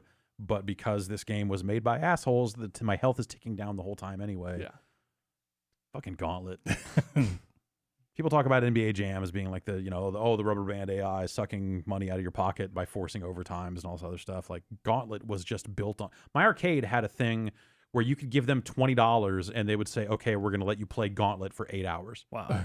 Or whatever it was, 5 Really? hours, 5 or 6 hours, or whatever. It like when Gauntlet first came out and was popular, like I think even they realized like this is a nightmare. 1 quarter for 2,000 health is a fucking huge ripoff. So what if we just let you play a bunch of Gauntlet? And then I did that once with my dad, and we got it out of our system. It was like, let's never play Gauntlet again. Was it GDC this year where they did the NBA Jam postmortem? I didn't make And it, but I saw that slide going around of like the internal numbers on like how they determine devious the randomness. Yeah, devious it's fucking Go just do some Google search for it. Like when you see it, it'll just, or maybe don't see it because maybe it'll ruin NBA Jam. Yeah, I mean it's just not as surprising if you play that game enough. Like arcade game design has always been, and you can turn shameless. off Right. like the idea was that they for people that were serious about it, you can enable tournament mode and it would disable all that shit. And Blitz has that as well. Was that just like the randomness of shots going in or not and stuff like that? Stuff like that, yeah. The way they tried to make every game, within a couple of points. Yeah. It's like how they achieved that was interesting. Huh. So it's the sort of stuff in one that sense it's not random at all. Yeah, when you go through some of that stuff and think about it, like why were you able to like chuck a ball from all the way to the other side of the court and it just went in? It's because if the timer is under 4 seconds, your shots get this percentage of boost. And but like you look at that stuff and you go like, oh right, yeah, mobile games and microtransactions and all that stuff and blind boxes and all that. There's a long history. Like, we were kind of always here in a weird way. We kind of started here in a weird way. All right, a couple more emails. Jonathan from Sweden. Why is it called deathmatch and not kill match? So I'm killing it every time. Because it's a very valid question. The match doesn't end when you die a certain number of times. It ends when somebody gets a certain number of kills. Because it's a fight to the death. Because John Romero said It's so. also a God fight damn to it! the kill. Yeah, there's probably like an actual story behind that somewhere. I mean, he Masters of Doom probably claims to be the coiner of the term deathmatch. But I feel like it existed in other fiction. Yeah, wait, like I've heard. Like in video games, Definitely. I think sure. that's the case. The term deathmatch has to predate. I don't know. Dude, to pull up a mostly inaccurate wiki. Hmm. There's gotta be. There's not one for deathmatch. Wikipedia says he is credited with coining the FPS like multiplayer term deathmatch.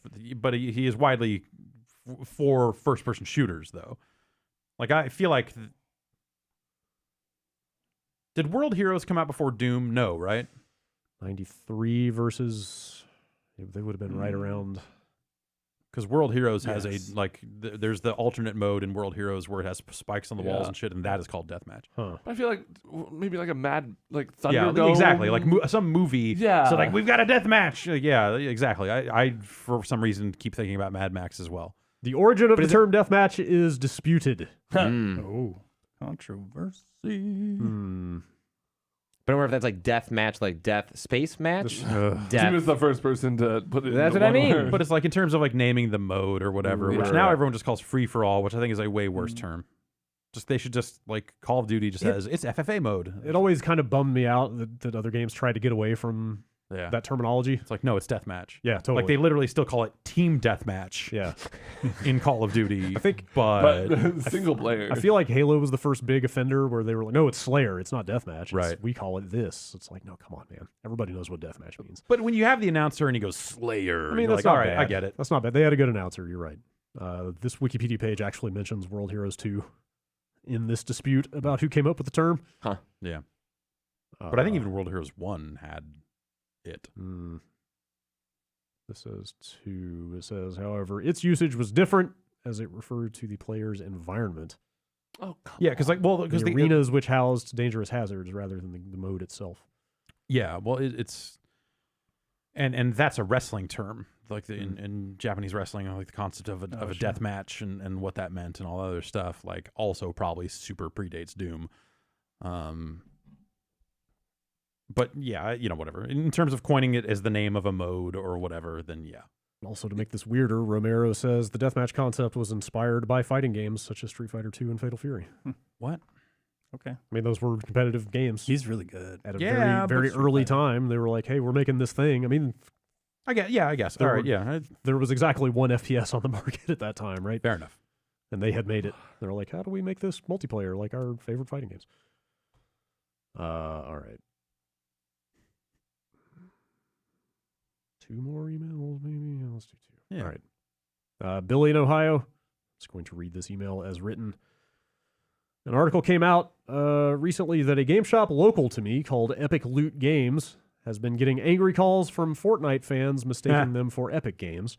They have reportedly received over 100 calls in a single day before, mainly after updates and new seasons. Ooh, suck. Is this the most egregious example of gamers doing something incredibly dumb?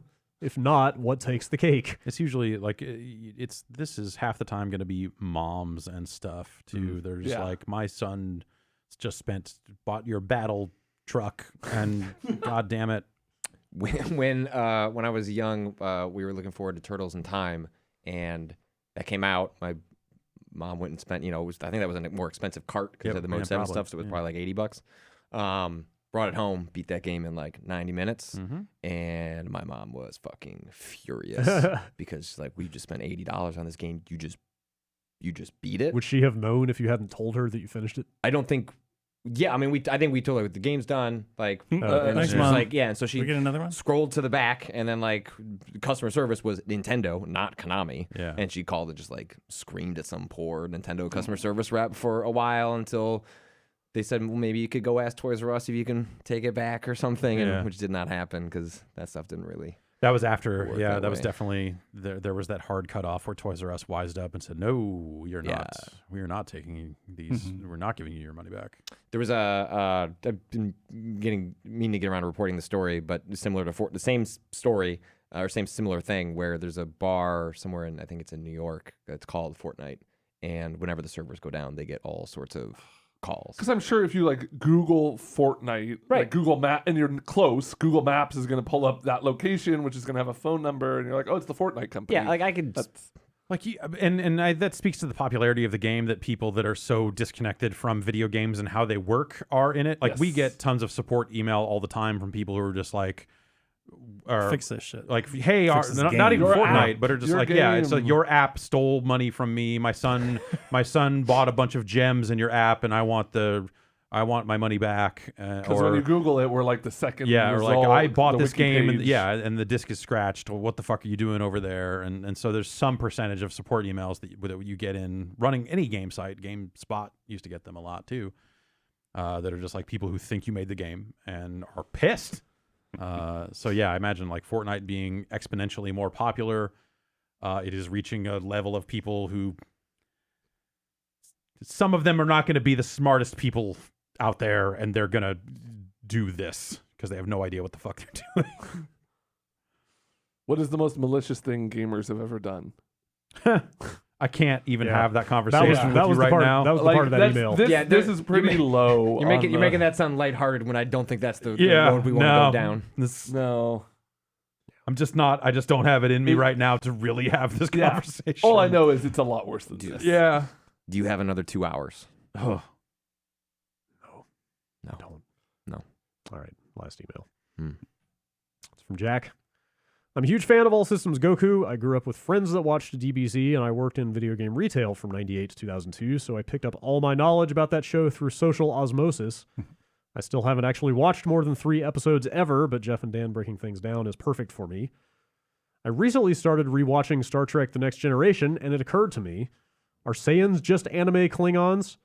They're both prideful, they both have a code and set of traditions, they're both warrior races, and they both make incredibly stupid decisions at times. Did they have their own language? I don't know. Saiyans. I don't know. I feel Let's like ask the experts. I would actually say that the Namekians are a lot closer to Klingons in a lot of ways. Yeah, I'll this conversation. That makes sense. In terms Yeah, of yeah. in terms of honor and the way they fight and elder, It's like more the, like the class the way structure. the shonen yeah, kind of. Yeah. I think that there's a better fit there. A lot more about sacrifice. Like Saiyans aren't really about sacrifice. No, yeah, Saiyans But aren't about. Namekians, like when Nail sacrificed himself to Exactly, fuse yeah. with Piccolo, that's Yeah, very. that's a very Klingon Klingon move. sort of thing for sure. I almost made it through with a straight face. Yeah. The Saiyans are basically just like space supremacists in a lot of ways. Oh, great. Yeah, they I mean, are they kind do of have- like space fascists. They do have Little that. They do have that blonde hair, right? Yeah, it turns blonde when they get extra powerful. Oh yeah. Okay. Oh, wow. Wow. Huh. Subtle. Layers to DBZ Yeah. that I was not expecting. All right, that's enough emails. They all have a very specific haircut, let's say. Okay. All right. Bombcast@giantbomb.com. Then that will do it for emails. Patrick Klepek, thank you for stopping by. Yeah, thanks for having me. What's up? What else is what's new? What are you up to? What do you want to shill? I'm still writing for Waypoint as long as Vice will let us. Okay. Yeah, waypoint.vice.com. You can follow me at Patrick Klepek on Twitter. All right. Maybe Nintendo announced another Mario Maker game. Go back to that. That's my hope. Wait, I don't really? Think, I don't think it's going to happen this year. No I don't think it's going to happen. I think it's too next soon. year. Yeah. I'd love it though. And actually, that makes me excited that the longer it's not announced, the more likely it is that it's not a Mario Kart 8 situation, which is just a port. Oh. Like I want them to do an actual sequel. So I still have my Wii U hooked up. slopes, baby. We're little slopes. I still got to make I some never more made a levels. level. Never made, I played probably Wow, 1,500 really? hours of that game. I Never never even made a I never level? unlocked the creation tools. What? Never touched it. Are Just you don't even care. Just could not serious? care less. Could not care. Wow. All I wanted to I do don't was blame you. I didn't either, but like, all I wanted to do was play other people's levels. So Yeah, That's amazing. I want to make, but I want to scale it back. Like that shit got too much. yeah, I don't want to do that again. Yeah, no. So I like I mean, I do. I mean, I say that, but the levels I was making. They were devious but finishable. You would get them done. Yeah. You want like a 10% clear rate. exactly. Yeah. yeah, not a less than 1. 10 to 20 maybe. Yeah. even. yeah. Just here's some fun stuff with a few goofs Yeah. in here just for funsies. do you think people took it too far when they were streaming, like, say, a dozen hours of themselves unable to finish their own levels? there's still a guy. Like- One of my favorite stories that I check. I have a reminder on my phone for every 3 months to check in on this dude. I can't remember his name off the top of my head. Just search for like Mario Maker hours on Waypoint, and he's been trying to beat the same level for the more than 2 years. Wow. He plays it every day. Every day? Yeah, and he doesn't streams tweak, it. He doesn't tweak Someone the else's level? level? No, he doesn't. He originally he spent he actually made the level harder as he was playtesting it originally, and then he maxed out just what you can, like the amount of things you can keep changing in the creator. Like he hit like the wall, and then he was like, "All right, that's what I'll work with." This is the And level. Yeah, and he's been trying to beat it, and he's gotten very close, but he hasn't. And he's I think when I did the math on it, like he's dozens of days of hours into trying to finish this. That's excessive. Yeah, I think it's called Trials of Death. I believe that's what the name of the level is. He'll beat it one day. I feel like Nintendo was aggressive enough about shutting down their server stuff. They that were- game has to they- go away at some point, right? They did not, yeah. And Nintendo had such a weird relationship with their community. They didn't quite understand what they had or what they were allowing. Like Kaizo and Kaizo subsets like are a huge part of like the Mario community, like the kind of people that want to build levels and the kind of stuff that creates a streaming culture for Mario as a game, but that stuff relies on glitches and exploits and like weird messing of the physics, and Nintendo would just like patch out. They would change the physics of like certain actions and then break stages. There was like one big patch that like broke a lot of levels. Yes, yeah, it broke a bunch of the Kaizo techniques, yeah. and Nintendo didn't roll that back because they don't. I think their patch notes were not specific. They would just say like improvements made to the game, and then the fans would find out like, oh fuck, they like changed the way the jump works with this turtle. That's thing how they that we do. when they would patch Smash 4. They would say we tweaked characters. Right. Great. Yeah, and so. And I don't expect them to get too much better with that. Yeah, stuff. like I get like some of the stuff, some of the things they patched out over time. Like some of it made some sense. Yeah. Or like, oh, there's like weird exploit stuff where people are like uncovering costumes that haven't been revealed yet. Yeah, that and weird glitchy shit like that. It's a weird balance. Like I get why it would be, but there were often you would see just really boneheaded decisions that was like you just don't actually understand what, like, especially when you were getting into like a year out from the game's release. Like, who do you think is still like like supporting this? Like it's these people making this weird shit. Yeah, and then to go a step further with that, I mean, shit, man, you talk about Nintendo and like games with a streaming culture, and you talk about like they don't understand any of that. They're like, oh well, we're not gonna let anybody monetize our stuff, and you go through this, like all their weird program stuff, which I know you. I get an email every couple of months whenever like their payout is like Nintendo has sent something to your PayPal account, and it's like the 3 cents or whatever it is. What you're saying is that you're on the take from Nintendo. Hell yeah. I see. Okay. I think I've earned I've earned like $1.25. Hell yeah. Woo, baby. I mean, early on when I did the Mario Maker stuff, I got a takedown notice from Ars Technica because they had like one of those bots that just like we played the same Mario Maker stage. Oh yeah. And so it's just like the bot just like oh, this footage is exactly the same because we played the same level, and it favors the company that has the bot.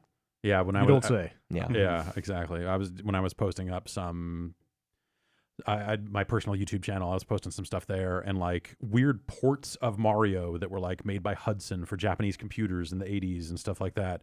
That would get hit by Nintendo. Like the music Oh, they would still pull it out even though it was like this fucked up port of this game. Like the number of things that got hit by them, or just like Namco, like, hey, this sounds like Galaga to us, fucker. And I'm like, yeah, hey, guess what? You're right. I streamed some Galaga. I guess that's on me. Some of that stuff's real weird. Well, whatever. That stuff's still a nightmare. I am still probably playing Mario Maker once every 2 or 3 weeks, just like seeing what levels are out there. It feels like they've all gotten a little harder.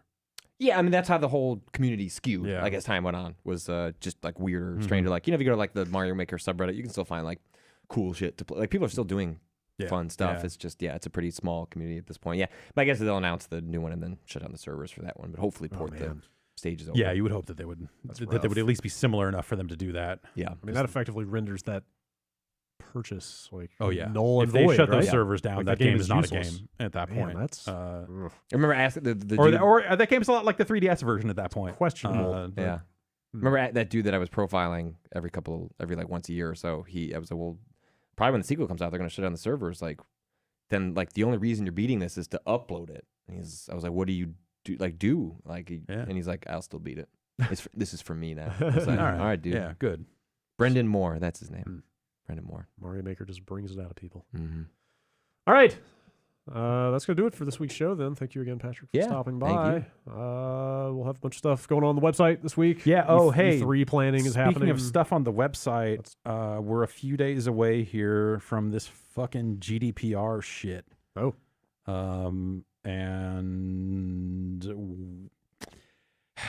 you're going to see some stuff on this website that is less than cool from the looks of things. Okay. So it's what is it, like a privacy regulation thing? So everyone has From to Europe. from Europe, and you've probably already seen a lot of bars at the bottom of websites that say like, we use cookies, hit here to accept or read more about it or whatever. I think if you are hitting us from the EU, you will start to see that. It is more than a bar. It is less than ideal, especially if you are on a phone. Oh boy. And we know, and we have people working on it. Thank you. So bear with us. That's what you're saying? Yeah. Okay. Yep. Privacy, digital rights, they're important. They are important. This implementation seems less than ideal. Stay tuned. Both can be true. We'll see how it goes. Okay, good to know. So when you see that thing and you're like, what the fuck? We know. I don't want that to stop you from posting about how you feel about it. That might be useful. We'll see. All right. Enjoy that when that Okay. rolls out in a few days. It'll be fun, On that note, especially if you have a smaller screen phone. again, this is only people in European territory. Boy, I sure hope so. Okay. Deploy the geolocator. I just saw this thing this morning, and it was like, oh, jeez. Okay, then. Oh, jeez. All right. It's for your rights. Lawyers, man. Yeah. All right. Anyway, we're In a sale. yeah, memberships are on sale. All right. There's your housekeeping update for the week. Thank you very much for listening. We'll be back next week with another show. Thanks. Bye.